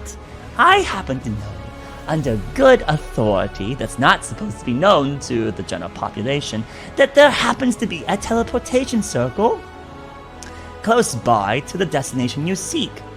And he points right here to Fallcrest. Fallcrest, which is mostly a military outpost ruled by the Solus family for millennia now, they have a personal teleport there for the family to allow quick input and output. They also use it for service. The Farwatch Federation has long been allies to the Sildeni and then the new Windheim disposition, and so I would imagine that they would be willing to let you get access to that teleportation circle, provided you benefit the Solus family. And, well, I do have some pull with our friend Turin. I don't know if that will necessarily be enough to just let him get you to it. However, if you all are heading there, and you all are eclectic in your skill sets, he was mentioning to me that there was some weird phenomenon that was happening near Fallcrest, and he was looking for a cleric or someone of divine curativeness. And I couldn't help but notice that your friend Doma here is a Venerian, so perhaps you have the skills that could help aid this individual that's at Fallcrest. I'm sure Turin and the Solus family line would be more than happy to have a true paladin head off in that direction and help this individual that's stuck up there. I don't know quite the details, but again, and he kind of taps his nose, if you were to approach General Turin about it, I'm sure he would be able to pull his strings with his own family, being that he is the heir of the actual family, that he would be able to convince his sister to let you have access to the teleporter there for future return trips in the event you need to return with experiencing the future to Fallcrest. The only problem I could see is that currently the general has a request for us, and he may stipulate that we complete that before he gives us access. But at the same time, though, one of his worries is this person, I think we've heard about this, is sort of having a PTSD. They ran into some sort of you heard about it. Entity creature in the Mirror Plains. Yes, something's out there. It's causing quite a disturbance to some people. And could this be the same Veneer thing? was being requested assistance to send a cleric over to help. Could this be the creature for Ardorth Ravine? It's very possible. The thought did cross my mind, but I don't know. To clarify, Well, not Ardorth Ravine. It would be the Al-Sham Shakti. Al-Sham Shakti, yes. Correct, What was that, Velma? Says, while I can heal, I can't heal everything. I just want to make that clear. Just in case their nature is beyond my scope of my abilities. Aniel is the real healer. I don't know what if you're able to help in any capacity. It doesn't matter how. If you could assist a bit, that would get curry favor with Turin. And Turin is a very loyal friend. When you scratch his back, he certainly will scratch back to you. I can certainly try. I'm just I letting y'all know. I would recommend it. If you're planning to do multiple trips in the fringes in the southeast corner, that would be a very smart location to gather, and so I think this would be a good lead to explore. But again, you would need to talk with Turin about the specifics. So I would recommend that. So, of course, this is your choice how to plan your current agenda, as it were. I wouldn't recommend going straight east. I think the fringes route is very dangerous. And yes, now that I remember about it, Turin was mentioning that there was some sort of catastrophe along the south coast here, which is why heading to the mall was also perceived too dangerous for me on my decision. So, but I think it still would be safer to head along the south coast of New Ursul than to head to the Walking King's territory. That's almost definite, certainly. Anywho, so that I would recommend heading to the desert, and then you could contact my colleague in Alumin and stop by Dragoon if that would be interesting. You can tell like he's trying to incite you guys to see if you actually do care about Dragoon or not. He's looking at you. I think we were interested in going there. Yes, we're interested in going everywhere. Yes. As you say, Master Warrior, we have finite lifespans and do it all. But some things are certainly more important than others. At the same time, though, didn't some text mention that the Flying City of Dragoon was sort of a weapon that was being used? I wonder if we could uncover such a thing, how helpful that would be. Well, it was just the propulsion that we're really looking at. But it could be a weapon. Well, there's no telling what we could find if it is actually Dragoon. There could be other things there besides the city itself. Correct. Yeah. It was one of the that would help us. bastions created at the end of the era of Arcane. So it would probably have some of the nicest and most advanced possibilities available into its atriums. Well, I would love for you to stop by and check it out. I haven't received any word from the group that went there and tried to dig out the archaeology. They came to a stalemate, last I heard. I was interested in sending a pen mod to them, but with your group maybe showing interest about 2 weeks ago, I was hoping that you would all want to go. If you are interested, and he, like, as he's saying that, he's actually already like writing the letter in front of you all with a pen that just seems to be producing ink on it. And then as he's done with that, he kind of rolls it up, and then he puts his thumb on the crease of it, and a red seal appears, magically creating this red seal you guys seen from him before. And then he kind of hands this over to Evelyn. This would be a good way to establish relationships with the superintendent at Amulin. His name would be Rakesh Tapel. He's of a Solokalian disposition, or rather, Dragonborn. This individual, just to make sure we're all under the same ideology, he is technically a Solokalian, employed by them to make sure the mines in the area keep producing and getting more minerals to help continue the Kalyasa production. However, whenever his group finds unusual ruins, there has been some coin that has been occasionally dropped into his coffers, unknowing to the Solokal, to have that information brought to my cohort's knowledge first. So what I mean by this is if you are going that way, you need to be discreet, because if the Solokal are aware that this is happening, there could be complications with it, right? So when you talk with him, try to be from a more, let's say, behind-the-scenes approach in communication. Giving him some tithe, a little bit of currency, would behoove conversations in a very good manner. Last time I spoke to him to get the lead we had now for Dragoon, or not me personally, but my organization, we gave him a very sizable stipend of 100 gold. So I couldn't imagine him requiring much more just to point you to where my previous archaeologists already have been. roughly maybe I would guess 10 to 20 gold would get his lips moving to encourage you to get to where they are. And then from there, you can dive deeper and coordinate with the archaeologist present. Let's see. Other than that, that's about as much as I could really give you there. I know that it would be in the northeast, but not the exact location of where the rune's coordinates would be. He would know because he's the one that passed that information along to us. I should mention there is a rough timetable on this, where unfortunately we can only hide secrets from the governing kingdom that owns that property for so long before it would be really inconvenient. And with the topic at hand, preferably you do this sooner than later. But of course, it's your choice. Just that I don't think I could buy you months and months, but with the timetable originally given, there's probably at least a month to 2 before we might lose that opportunity, and it might be given over to the actual Salakal.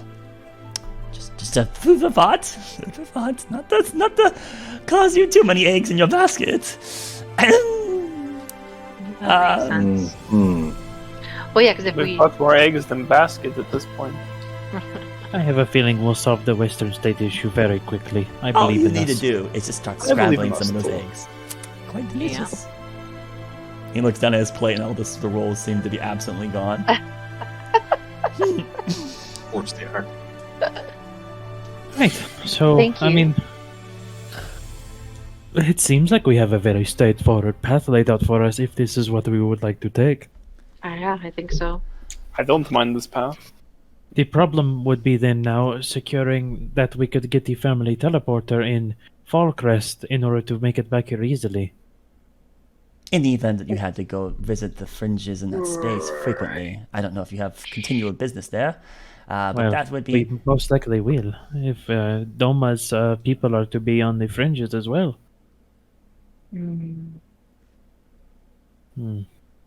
Master Ori seems be kind of like interesting cocks to his find head out. at like that comment, almost like as if he didn't hear it correctly, and he's kind of trying to catch up to you all. Yes, Doma, that is correct, right? Your people are suspected to be living in the fringes currently? Well, they told us. They told us that they were living there a long time ago. Yeah, a while ago. So they might still be there, but god damn it! But they don't know. Interesting. That accent is creeping into my voice. I find it so weird. I didn't know the tieflings were out there. Your kind is a very unusual historical appearance. Very unusual. My sister is out there somewhere too. I can They find say her. that every time a tiefling has appeared in history, it was always on the verge of a calamity. Oh no. Oh, wow. But hopefully there's not another one, no. right? I mean... Aldrich. I'm sure it's okay. Leaning back, his arms like... Yes, believe me, I've heard that saying before, more than a few times. Well then, was there anything else that you could get? Oh, right. I forgot to mention, in the event that you did want to still check out Everest Ahala, I still had interest in that direction, though I didn't have any immediate contracts for it. But if the weapon that you're trying to get is not actually in the mirror planes, and that was something wrong with the spell, and you did go to the Maw, I will start researching into the means that I had looked into forever ago, because I found out, about a century and a half back, that there was a group that spelunked into the Maw and survived, and came back with some artifacts. Though this was a very, very long time ago, and very few people know about that. So I will go still dig up that information just in case you need that. In the event that you would have to go in there, I would recommend looking for materials and spells that would let you traverse through an underwater environment, right? Things that let you breathe underwater, move quickly, increase your field of search very much. I believe there was some kind of signature about helping to resist incredible gravitational pull that seems to exist there, which is the main concern of the Maw. So, but they had some sort of unique thing that they did, and I will go look into that for all of you, just in case you need that in your arsenal. Right. That sounds wonderful. Thank you. Okay, well, it seems like there's no other immediate questions for me. Is Relina in town? Do you know? Oh, yes, she is in town. She should be at her shop at the moment. Were you going to stop by? Yeah, I think we will. You know, We already stopped by. We saw her earlier. Just recalled something, actually. She mentioned to me that she wanted me to stop by, actually, because she was working on a spell for herself, and she was hoping for some arcanists to help her craft such a thing. I mean, if you were all going to come with me, several of you are quite capable arcanists. He looks to Evelyn, he looks to Baldric, and he looks to Roderick. If you would all be willing to spend some time with her, we could help her with this final moments of this thing that she's trying to create. I'm sure she'd be very eager to accept the help from all of you. Well, I'd be happy to help. most of. You can stay. No, I'll still go. Will she want you there, Roderick? It would be if you have If if you have her ire, this would be a good opportunity to gain her favor by helping her on this project that she's been working on for the last few months. She's trying to create her own spell, is what she's trying to do, and she's very close, is what she's telling me. So, Very exciting. yes, indeed. Well then, let us be off. We just had our fill, and we can head off to my granddaughter's emporium and see what we can do to assist her with her endeavors. Tally-ho! And he gets up, and then he starts waddling out of the place, and you guys are a little bit more slower. You'll know you'll catch up to him much more quickly. Yeah. Gather yourself, gather your belongings, unless there's a change in plan. No wonder Baldric was hesitant about bringing me on. That was so much information. But that's not even the tip of. Oh, that's not even the beginning of it. I swear my head's going to explode. I've only been with them for how many weeks? 3 weeks? Maybe a month or. I swear. Oh, it was just like yesterday. Just like yesterday. I just Yeah, there's more to come. It's just better to not think about it at the end of the day. What? It makes things a lot easier. No, you have to make plans. What is the use planning Oh, you for? are my disciple. You are going to learn the ways. No, if you plan so rigidly, you become I can't unable. take it anymore. The world is What is that working around saying? Everybody me. has a plan until they get hit in the Please. face. Well, yes, if you plan too rigidly, you would not be able to react to things that come at you. Or You must be enjoy the able simple to- things in life. You must be able to be flexible. And Baldric, these aren't all on your shoulders, these issues that we're facing. We face them as a group. So don't feel like you have to take on more than any of us. Alright, so you guys get up, stretch, gather your things, and then rush up after to catch up with Master Ori. And you do catch up to him. And you begin to travel through the Verdant Rose, the Aurora District, and make your way into the Ori District towards Lemir's Emporium of Gadgets and Goojits. And as you guys are getting through here, a couple hours have gone by. It's 5:30 p.m. right now, right? So there's still a couple hours left of daylight, so you guys have time to still kill. And as you make your way into the Ori District. And as you are, maneuvering down the halls, there's, I forgot to mention, as you left the Zastira estate, there was one Chauncey who, oh, my heaven rose, as he wants another hug from you before you leave again, and then Sophia just seems to be glaring at him, and you guys... It's critical to the story that we bring this guy back up. Yes. He's by... So anywho, you make your way... He's mirroring all on! So you get to Relina's shop, and so as you step inside, you see, or step underneath it. It doesn't say Lemir's Emporium of Gadgets and Goojits. Remember, the sign was changed. It's not just saying Lemir's Emporium. Is what it currently has right now. Might even go another rebranding. Who knows? Where's the Gadgets and Goojits? There's a knock on the door before you then open the door, and you guys kind of clamber inside. And there's no occupants currently. It's just Relina, and she's by herself, and she's currently still meandering things. And oh hey, hi, again, whoa, you all. And then she kind of like runs up to her grandfather and gives him like a side hug, and then he's like, "Oh yes, we would. I just having them all here because you were talking about that spell that you were trying to work on. And I thought that maybe it'd be a good opportunity to have some other people help peer review your work." Oh, I mean we could do that. Yeah, of course. I just didn't. I mean, sure. We could close shop. There wasn't likely to be any more purchases anyway. So let me just go ahead. And she kind of like goes up to the front. And then waves her hands, and the door closes, and then there's kind of like a ceiling of air in the room. You guys feel like the vacuum. And then, don't worry, you are free to leave whenever you want. It's just that you can't come back. No, you can come in right now for a limited period of time. But other people could not come in right now, okay? Gotcha. I got a little scared. Why don't you follow me? And she kind of waddles off to a portion of the room that you guys haven't been before. Again, it's like a giant, like, open warehouse, right? And there's shelves that are empty, and kind of there's all this, like, rearrangement going on. And she kind of waves her hands in front of a certain, like, hallway, or it's not really a hallway, a flat wall, and the wall kind of, like, indents. And then it kind of just apparates away, an illusionary wall from, like, Dark Souls, basically, right? And then there's a hallway down there, and it's not very long. It's only, like, 4 feet before it gets into a very large, spacious room. There was always that kind of question of, like, where does she do her enchanting? And it appears to be in this room. And so as you guys kind of step inside the back chamber of Ramir's Emporium. Gosh, I'm trying to find... It's this, right? Yeah, that's what it is. Okay. So, of course, there is the no longer gramophone, but music that she seems to have on loop in her estate as you're inside her shop. So, as you guys make your way inside this back portion, the room here is like vaulted ceiling, so it's about 20 feet tall, but there's only one roof, so you've got this very open space.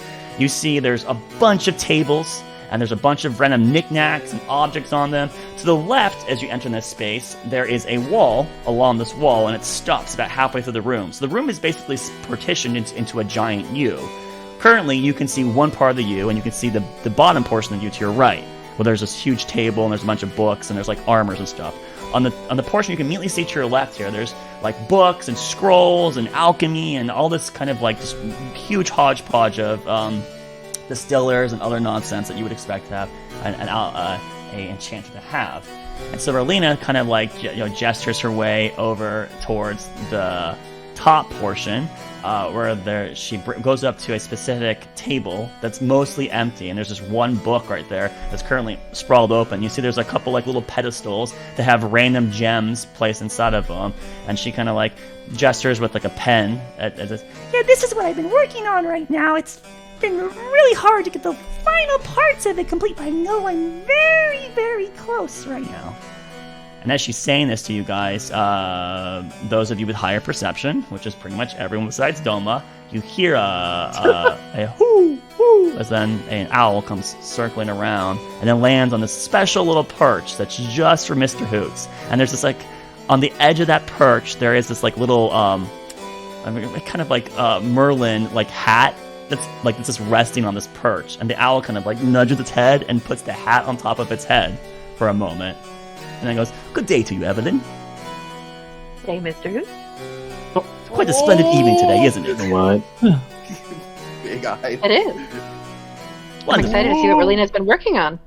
Mr. Hoots, if you would be so kind, could you go ahead and get the little ones to go ahead and get us some like coffee for a bit? Because I think it's going to be a long night. Certainly, right away. And then the owl flies off. And as it flies off, the hat kind of falls off behind, but almost as if magically tethered, it snaps back to the top of the pedestal. And then Mr. Hoots flies off. And you didn't see it before, but there's like these like little cubby doorways at the very top of the vaulted ceiling. And Mr. Hoots, as he flies to one of them, it just slides up, and Mr. Hoots flies through it, and then closes right behind it. Completely, there's some kind of like aqueduct or something that the owl can use to move from different parts. Yeah, an owladuct? Oh man. So as you guys kind of like gather in, there's just a lot of like partially completed magic items or things that are not complete. There's tinkering devices in the corner. This is where Lilina think tanks and experiments and stuff, right? It's a huge wizard Where's this bond? This is a large amount of money has been put into this portion of the shop, right? And so as you're standing here, all of you, some of you caring about Arcane, and some of you just going, I have no idea what any of this is. What do you guys want to do? So, is anything need doing that's not arcane in nature around here? That is a good comment. You know what? I think you definitely could use some non-magic help as well.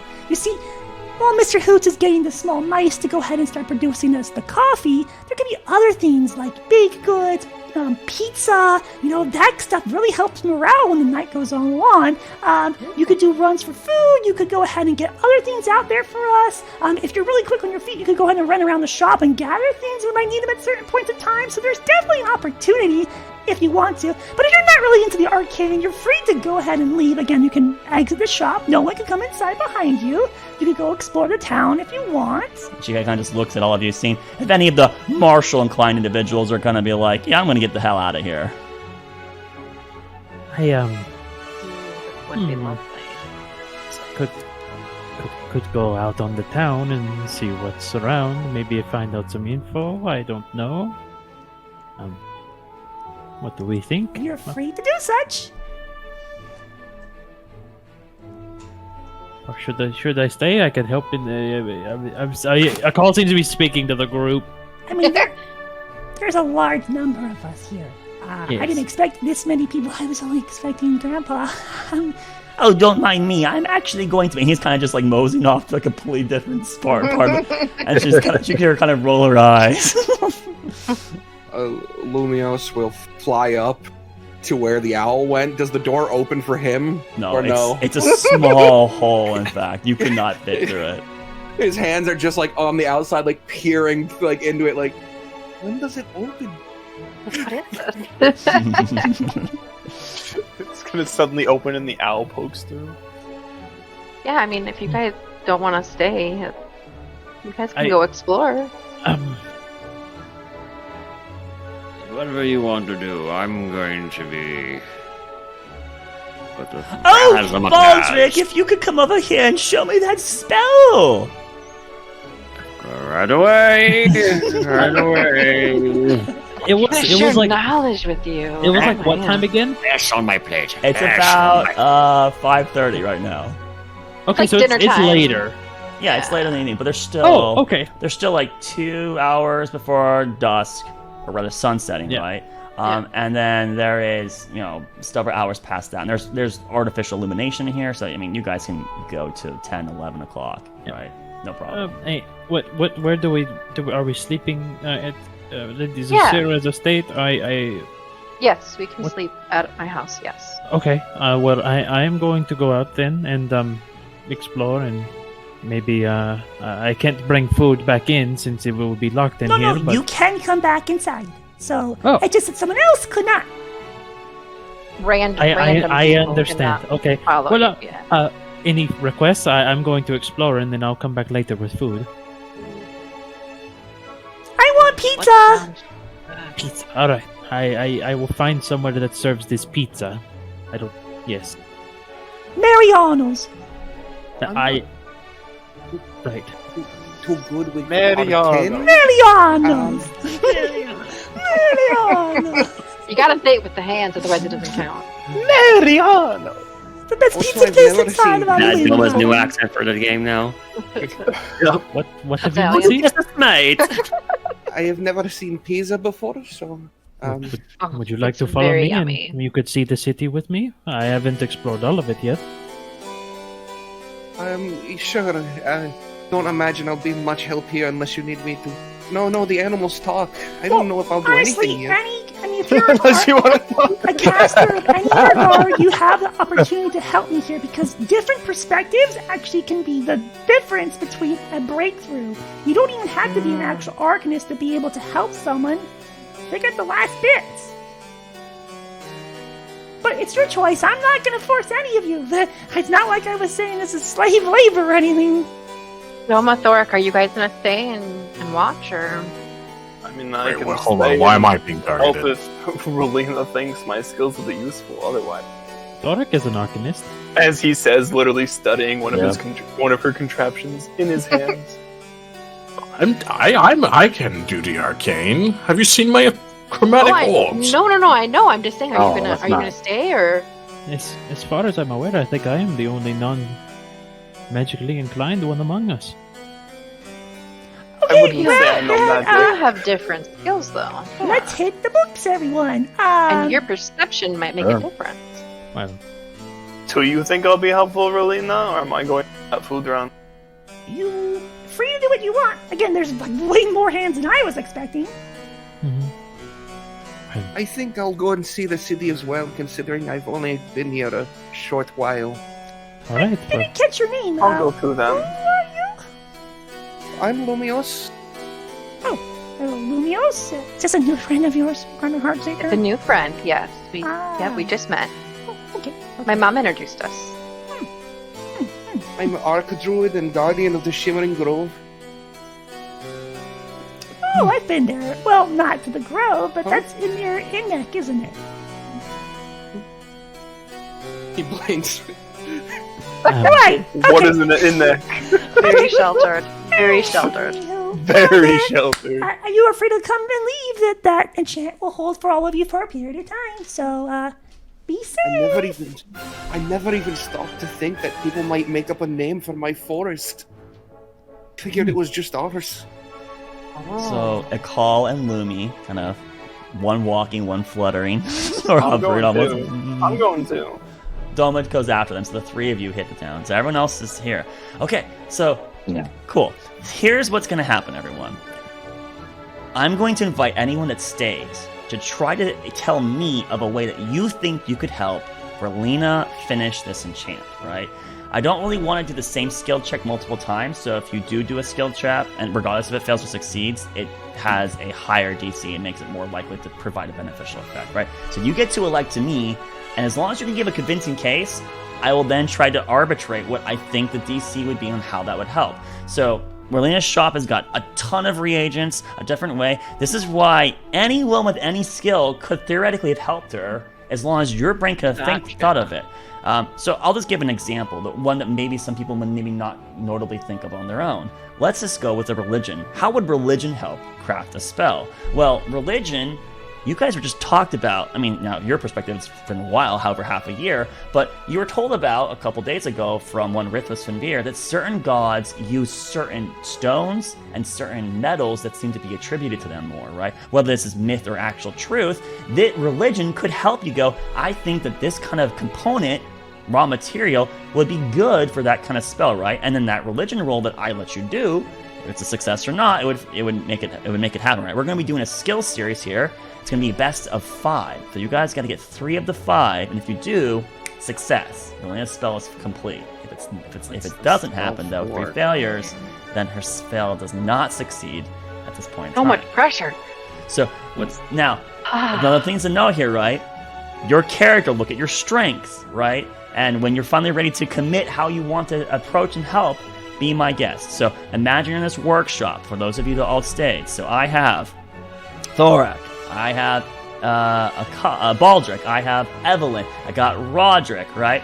And Master Ori. Now, Baldric, I know you're technically helping Master Ori, but you will be given the free time because he's going to be copying your spellbook and you'll be talking. And this is a multi-hour event, unfortunately. This is a long process to finish the last of this spell. So, of course, there's roleplay opportunities, but ultimately, the skill series is what's the important thing here. So, what's her enchant? What's she trying to do? Well, so what I'm trying to do is I was trying to comprise a spell that allows you to rejuvenate the body at a much more rapid pace. So there is a spell that already exists that does something similar to this. It's called Catnap, and Catnap helps people recover more quickly, but there's some downsides to Catnap. It puts those people to sleep, and I didn't want that. I wanted to make a spell that could affect more creatures and give them the same effect, but let them stay alert, because in my occupation and what other adventurers will do, they're going to be in a space where they might not have that luxury to have people asleep. So I'm trying to make an augmented version, which is probably going to require a higher circle. At this moment, I think it's going to be around a 5th level spell to do this, and turn it from catnap to some better version of it. Okay. Yeah, 5th circle. So currently, there's of a couple theories. There's multiple ways to provide rejuvenation, right? I'm currently looking hard at catnap, and that's an enchantment spell. It's almost as if you trick the body, is what it seems to be. But it doesn't have to be enchantment. It could be other ways to do it. This is what I'm currently trying to do right now. As you can see. And she kind of shows you she shows you her book, and you kind of give it a cursory glance. Now, you could do a heavy investigation check, right, and see if there's something there. There's an Arcana check possible to do, but this is where we're gonna start doing those skill checks, where someone's got to commit on a roll.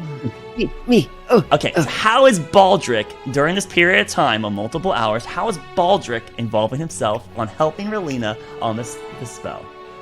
Oh, she's looking for a way to magically restore health. Being a doctor, want to go through her sort of notes and look at how her arcane is connecting and use my own medicine expertise, as I am also trying to discover ways to magically heal people, right? Right. And I'm going to try to use my wisdoms and look through her notes to see if there's a way we can connect like their own mana circuits, and have an ability to like funnel mana into them and connect it to it physically impacts them. So I'm looking to use my medicine. I got you. Yeah. You did mention there was a little bit of arcane in that, so it's kind of scuffed a little bit, but I will allow it, but I'm keeping that in mind. You are allowed to mess. Now, FYI, the other people here could give advantage to someone, right? But if you're doing that, then you're not available to do a different check later, right? There's a limited resource. This is where everyone leaving kind of makes it harder for all of you guys, right? But luckily, 3 of you left, which means that there's now everyone gets a moment to try to shine, which is so great. So otherwise there was going to be like advantage rolls and nonsense like that. So I think DDW is kind of like, darn it. But anywho, so Baldric, are you going to go ahead and just do that medicine check? Yes. All right.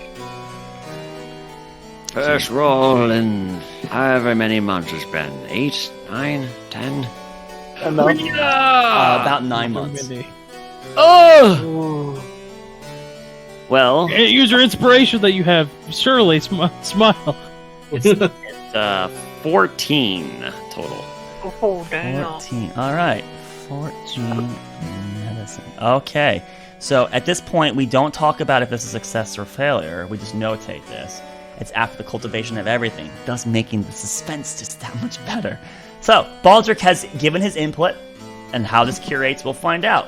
So, who is the next person that wants to try to contribute to tonight's success? Thoric is up. Thoric, how are you going to help? So there's multiple ways to do it. I'll let you try to fuzzle it out. If you need me to try to inspire you, let me know. He's flipping through a bunch of scrolls and spell books and such, as he's not a high-level spellcaster himself. And he'll spend most of the time just sort of looking through the possibilities. And so he'll think and say, right, so I've got this on my mind. Now, bear with me, it may sound a little insane at first. You're looking for a spell that will trick the body into resting for a period of time. Why not, instead of tricking it, actually have the body rest?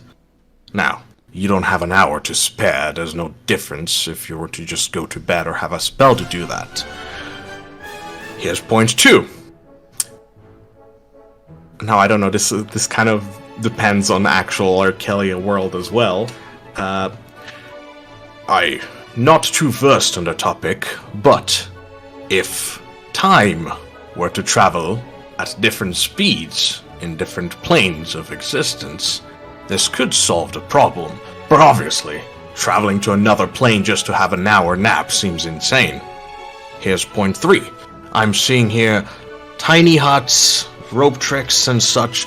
There are other spells which create pocket dimensions. What if you were able to create one of those, however, modify it so that the time would flow faster within? All right, so you're doing this is legitimately an Arcana roll. All Arcana. You're comparing to other things. So it's an Arcana roll. Thoric, take it away. So this one, as you sort of reading it out, so this will also solve your problem of protection. They won't be able to anything to intrude, I suppose. Ooh, that's good. Arcana. That's the wrong sheet. 22. Okay. All right. Now I'll remind you, to repeat a roll, it's a higher difficulty. We don't want to try to repeat. It's probably better for you to think outside the box. Even with a skill you would think would never be able to help. I gave you some examples of things. For example, strength could be used to help. You could be like, I'm moving heavy crates around, right? And you're just like that speed, initiative. There could have been ways you could have argued physical stuff. But since none of the physical people basically left and the only last physical person rolled, there goes that. So, all right, we got 3 more rolls to go through. Who's next? Roderick, sounds like it's you. What are you doing, buddy? Or Evelyn, or well, actually, no, it's just you two. I'm missing. Yeah, I wasn't 5 of you remaining. I only have 4 of you. Ooh. So, Evelyn, and Roderick, what are you guys thinking here?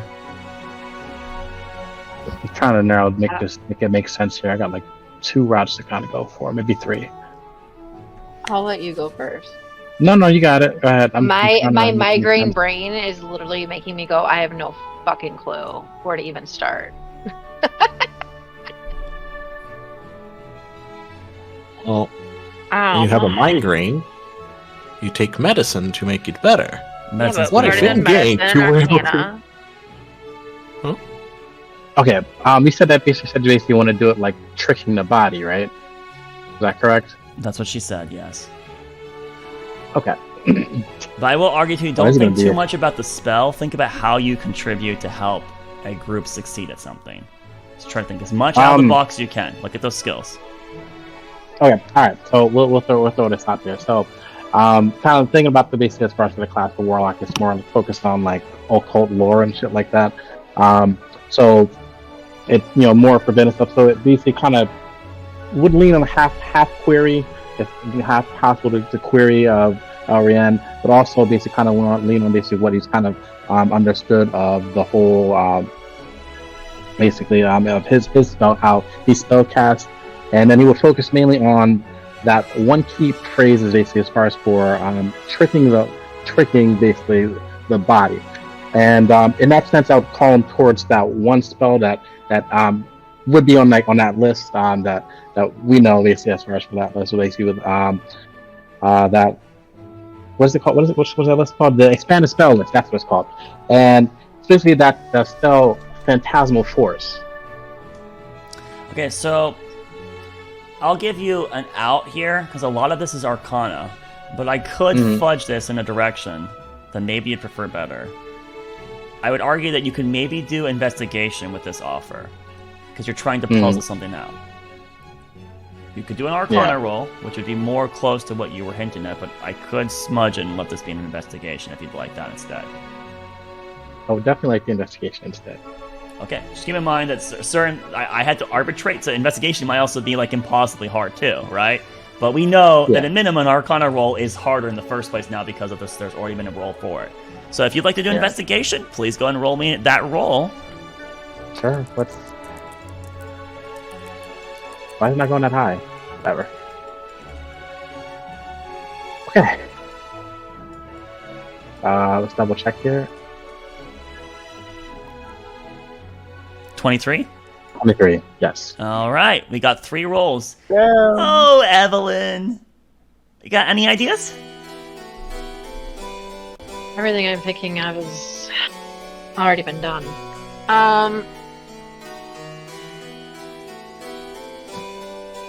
Other people could also nominate for you if they have if they can think of something for you too, if you'd like them to. I'm just trying to think of like my circlet, nature. I have my elf trance. That's part of like my innate abilities of my race. And I'm trying to think if there's anything that would make sense in that realm. Well, how about since we're trying to essentially deceive the body into That's what I was thinking. Maybe a good old deception. Deception, check. A yeah. little lion, a little splash of that charisma in there. Kapow! A little spiciness. It's kind of what I was thinking. Psychological tricks? Yeah. Is that what you like to do? A deception check? I will allow it. Yeah, let's do that. All right, noted. All right, DC determined. Please go ahead and roll that deception check. I hate my dice.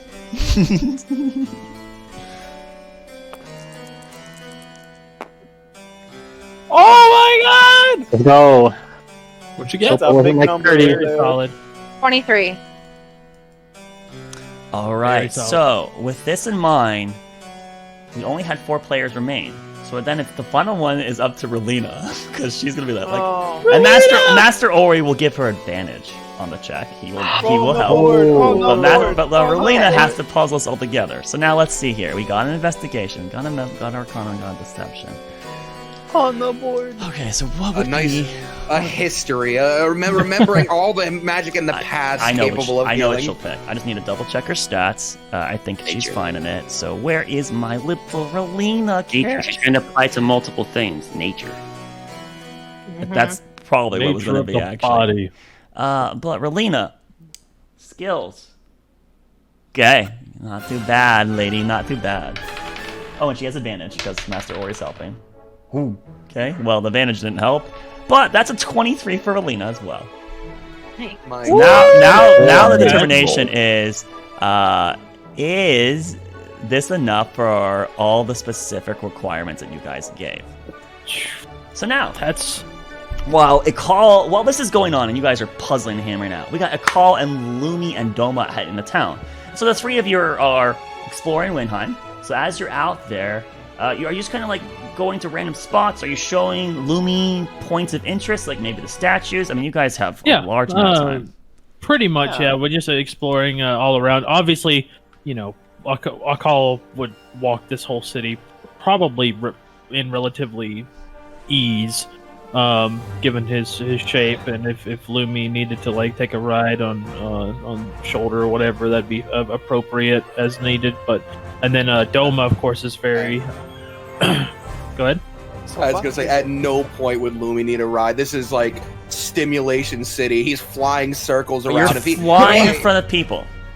Oh yeah, he's excited. He's seeing the cats. If he sees the cats, I use a wild shape. I run with them. You don't see the cats. God damn it! I want to see the cats. They were in the port run with the cats. Right. But yeah, we just be going to the various statues, seeing the city, listening to any.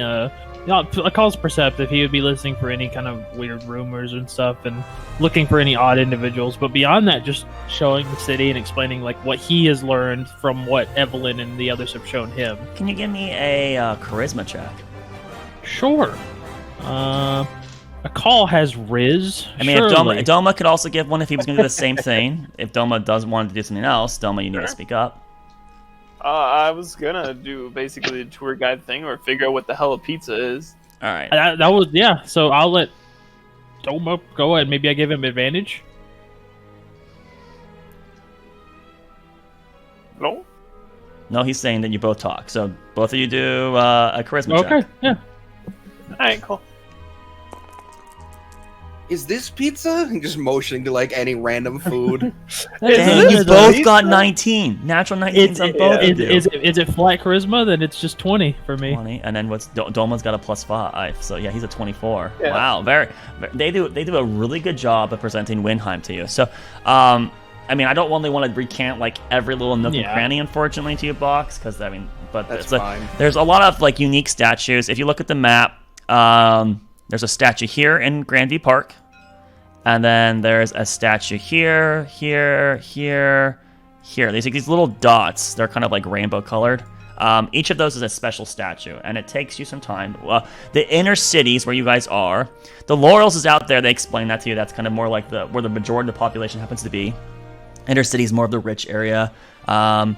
there's like a religious district, the court of reverence. This is the education / mostly housing, and then this is the bureaucracy / commerce and headquarters district, and then of course you were the ports down yonder. Telfon's the amazing palace, and then there's like this kind of sphere effect of the entirety of Windheim. Each of these little blue dots is effectively this massive spire. Kind of think of like Dalaran, but instead of a purple crystal top, it's like this like massive blue floating crystal at the top of them. And the outer ones are shorter in height, and they get taller as they get to the middle. So from a distance, it looks almost spherical, even though there's no actual shield. It just kind of gives this illusion of this massive sphere over the inner city here in the middle of the lake, or not in the middle of the lake, but the edge of the lake with these bridges leading out. So they talk about a little bit of each of these statues is of famous heroes that basically helped end a calamity, one of these 3 cataclysmic events that pretty much almost brought ruination to New Ulsal. And as you guys are walking around, you're in the court of reverence, actually, right now, right? And you hear over your shoulder, "Excuse me, if I could just have a moment of your time." And then, like, the 3 of you turn, and there is a woman, an elvish woman. She's kind of got stark white hair, but the way the light hits it in this evening sun, there's almost like a tint of pink, like a light pink, like a white shade of pink, right? Very almost on the cusp, right? Just when the light hits it. She's got darker obsidian skin. She has a fairly slender figure. She's wearing like chainmail. It's kind of modest clothing. It's kind of like black undertones underneath it. She appears to have true elven ears, so she looks like she's a full elf. And as she kind of approaches you all, you just recognize that immediately with your native insights, even though Domo's is so terrible, it's obvious she's incredibly uncomfortable in the current circumstance. She's very nervous, she's very anxious, and she's squinting as if like the light in the area is blinding her, right? And now, Ekal, you would know by default, this is a drow, right? This comes from the Underdark. A drow woman is here, and she's talking to all of you. You are very far from home. What seems to be the problem? You know of my kind, then? That makes it easier. Hello. I just happened to see you all walking around talking, and it seems that you know this city very well. My name is Novrosi. And yes, I am not from this location. I come from the Undermountain. I am currently trying to look for a place here that would be one of high traffic, one where many people would have gone through. Would you perhaps know of a location like that? I'm gonna try and think. I know the bridges you see a lot of foot traffic, right? So people going into and out like from the Laurels to like Grandview Park area, right? Is probably a lot of traffic. Yeah, Grandview Park is a lot. It depends on what you want in specific. A lot of people travel through Grandview Park and the 2 attached bridges to Windheim. I'm looking for something like a communal hub, because like in the Undermountain there's always these like bars and inns that everyone comes through and they stop by.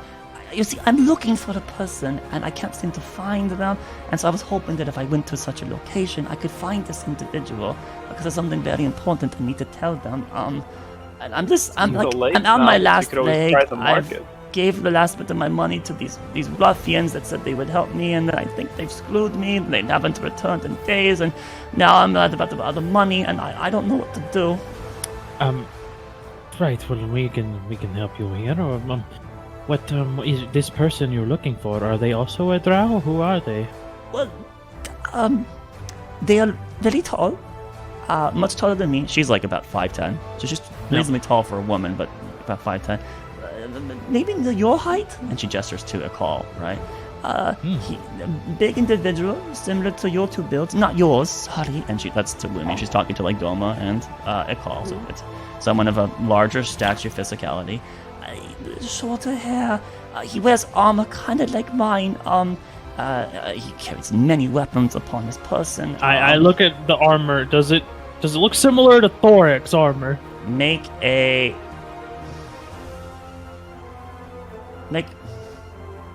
a perception check. Okay. Natural 20. Okay. Ooh. Yes, that's like over 25, right? Or whatever. Yeah. It's way high. You see it. She was almost trying to hide it, She's almost trying to hide it. There is a holy symbol underneath her neck, and you can barely see like the flame and the claw kind of clutching at it. She's a Librorian. Well, madam, I believe that you may have been extremely lucky and blessed by Drabalor on this day, for I think I know who you're searching for. Really? Do you know this? Who are you? Thorek, is it? Her eyes kind of widen. Just in my darkest hour, he lights the path. Thank you, pure flame. Could you take me to him? I have to tell him something with urgency. Sure. I'm sorry, Lumi. If we can you'd like, explore. you can go back and I will find the pizza on my own. Sure. I can go and would you like to stay with him, Doma, and help find the pizza? I can help find the pizza. If you It's Mariano's is what Mariano said. Mariano. Right. Well, right. I will see you all later. I'll be at Renina's shop. Ma'am, please follow me this way. Well, no. Before you go, is she going to even be able to get inside? No, Quick but question. I'm assuming I can have Thorek come outside. Right. Yes. Well, I'll see you all later. Thank you. And she kind of bows to like both Doma and Lumi as Nicole takes her away. I've been on my... Everything's gone so poorly. I didn't realize the world was so dangerous and large, and they say these things, but then it just... everything is falling apart, and I need to get back home, and Is everything how right? do you know Thorek? We are adventuring partners. He was with us actually when, we are the ones who opened the Gate. Oh, okay.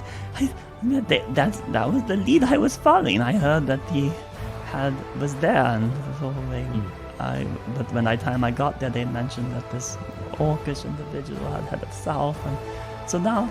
Okay, wonderful. And so as you're kind of like helping like guide her and like try to lower her anxiety as best your ability, you eventually get back to the Oriat district in front of the shop, and then like so you like kind of like say like, hey, you're not gonna come inside, it's magically locked, but I'm gonna go inside, get Thorek, and then come back outside, right? You tell her these things, right? So you head off in that direction. Meanwhile, Doma and Lumi look for Mariano's or pizza equivalent, and I could just get an investigation check, one from each of you, or investigation check for one with you with advantage. It's your choice. I suck. You get advantage. All right. Doma has a +1 in investigation. Are you all right? I can throw these dice to the ground if you'd like it, unless you still want to give me advantage. Wait, how bad is yours? It is 0 problem. I would say Give average. him advantage. Yeah, you can have it. Let's go for it. I could. He's looking for luck. He's looking for luck. Come on, Lumi's got extra luck. I believe. 14. That's 14. All right, Not Lumi bad, of the not 14. bad. Okay, so it takes you guys some time, right, to kind of like meander around, but then eventually you find a place that sells pizza, right? And it's not necessarily Mariano's, but you then make your way back to Oriat. We're gonna bring back fake pizza. You had one job. Do we stop here or do we keep looking? I feel like we have to keep looking for Mariano's. This is the best you guys get. You can't. I'm not gonna allow. We have to keep looking, spending the What rest if I of ask the night. the rats? The rats will know. You're the rat. The rat. Okay. I will with your investigation. I'm with your investigation asking- check, you could find rats. No, I'm asking though in character. I don't think this is the place, but it is. Is that it says on this sign there pizza? It does say pizza, and I don't know the difference between Mariano's and the other place. Do you think that gets bad if we probably Maybe they won't notice the difference. That's what I'm hoping. We would have to change out the box though, otherwise they'll know where it came from. Presuming it even comes in a box. Yeah. It's a different era, dude. How we get? What does it come in? Does Yeah, what does it come in, Laris? Yeah, we'll find out. Does each person get a pizza? Do we bring back 8 pizzas? How many? There's me, you, Doma, Audric, Carl, Roderick, Evelyn, So there's Ori, 8? and Lamelia. 9. Oh, And then the elf that just joined, North Sea. So 10. 10 pizzas. All right, let's go get some 10 pizza. By the way, I'm walking into buildings. I don't fly in. Right, yeah, okay. you really so talk to plants? you go into this place to buy 10 pizzas. Oh, that is going to take a 10 moment. whole pizzas. It would take a while, but y'all 10 pizzas. Alrighty then. Can do. Just sit tight. So you guys are gonna be here for like 40 minutes. When those bake, right? He kind of like looks at the back. Get off your ass! We got a big order. A big order. The Pops is about to be. Get off your ass! This is a cold putting severe heat in into the oven and like getting like throwing more wood in there. Jeez, all right. So now they're like kneading dough in front of you, and you guys watch them make pizzas. It's gonna cost some money. 10 of these guys. Oh boy. So. Wow. Say 100 gold. No. It's not even that much. It's expensive for a meal. It's gonna cost you 1.5 gold. That's what it's gonna cost you. Done and done. Breaking the bank. Jesus God! My bank! My bank! I love it. I love that one. I'm so happy I added that My one. money. All right, so yeah, who's paying that? He said done and done, so I figured he is. All right, 1.5 gold. All right, how much did you say? Well, 1.5, and that okay. includes. I'm assuming you're gonna give a little bit of a tip, probably, just because of the massive order, right? So there's a little gratuity put in. Yeah, I didn't know it was a massive order, but as soon as I see it on the table, I add a little extra. So they basically don't give you boxes, but so they're like, yeah, here you go, and so they kind Don't of. worry, I understand. They basically Bag pizza. have these like wooden, like these very like almost like made of bamboo. So it's kind of like disposable, but trays they give out to you, and so you kind of just like stack them on top. So there's like 5 with you, and then you look at Lumi, who probably doesn't have the strength. There's kind of like that's shit. So you might give like 2 to Lumi, and you're gonna have other one. to like 8. Carry 8 Just bring them pizzas. outside one at a time. I can handle this. I walk outside, and as I get out, I drop to my hands and knees, but instead I shift into a mule. Okay, but you do know that when you turn into a mule, you don't have the purchasing of where the plate. A few of them can be on my back. I'll walk slowly. I literally have to walk beside him, balancing the Use pizzas. your rope. I'm sure you have rope. Do you have rope? Everyone has 50 feet of effing rope. I got 50 feet of that rope, what? baby.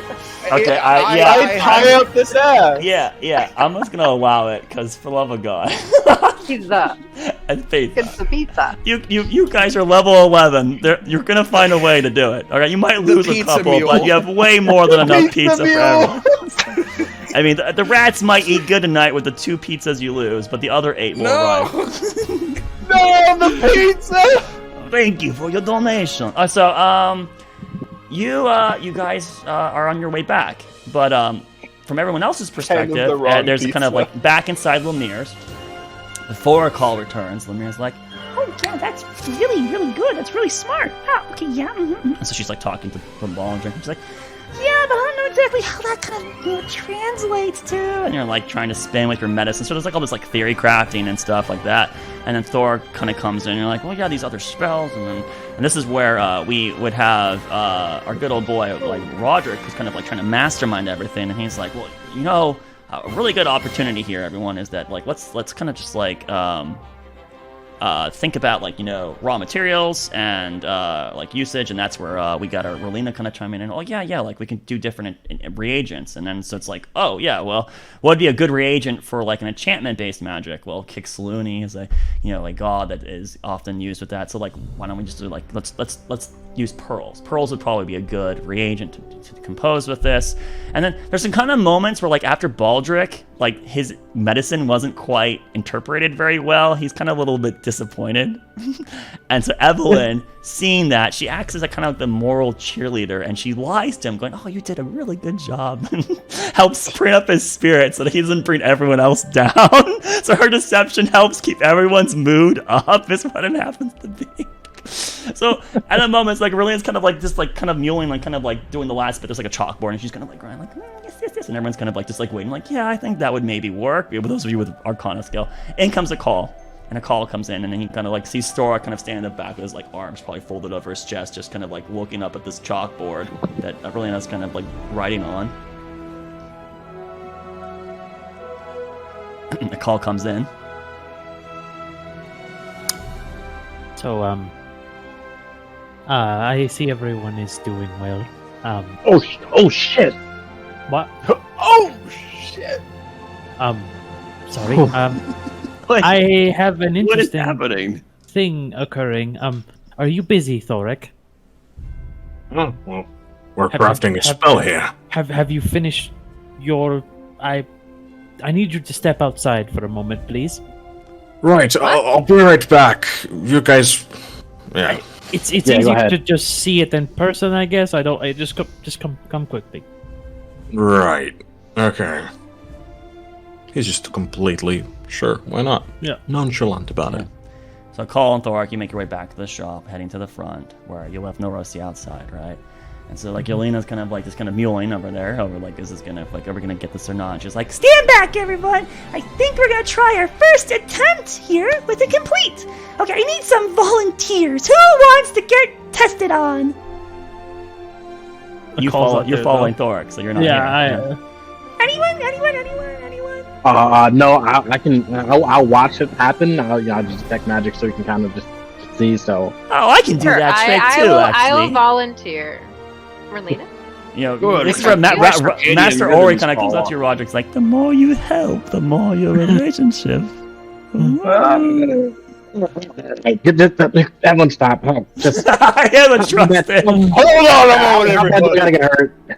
How bad? All right, so Evelyn's the only one steps forward. So Relina's kind of be like, all right, Stand back. Here we go.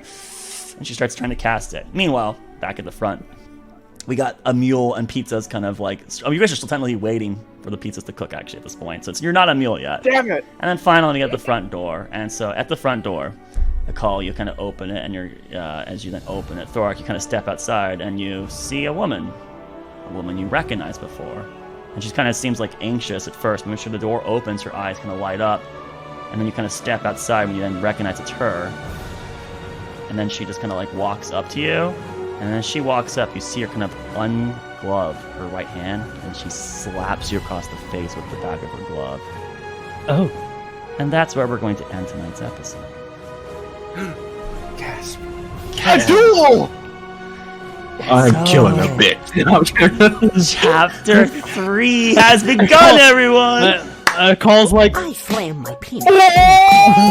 So, but Potato can't be here next week. This is so painful. No, Potato. You ended it this way, man. It's on you.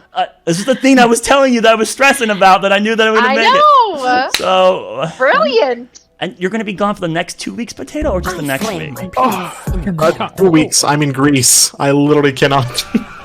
Hey, let me check my schedule. That's okay. I won't be here on the 25th either.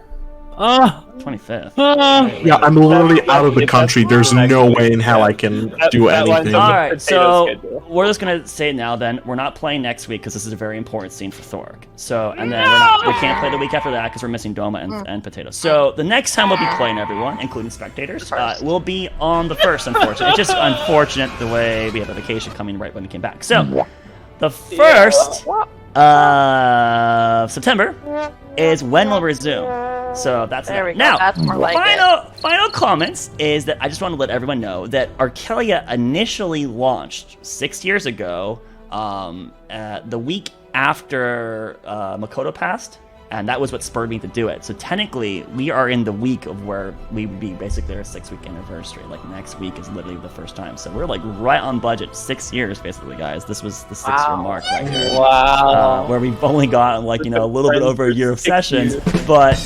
Hey, the story resumes! So, September 1st, we'll be picking back up for episode 59, right? Because we're 58 today. So thanks for playing, everyone. Thanks for viewing, everyone. Thanks for the subs, thanks for the follows. And then check us out on YouTube.com/15 and do And remember, don't trust the Dungeon Master. Good night! Guys, that's gone.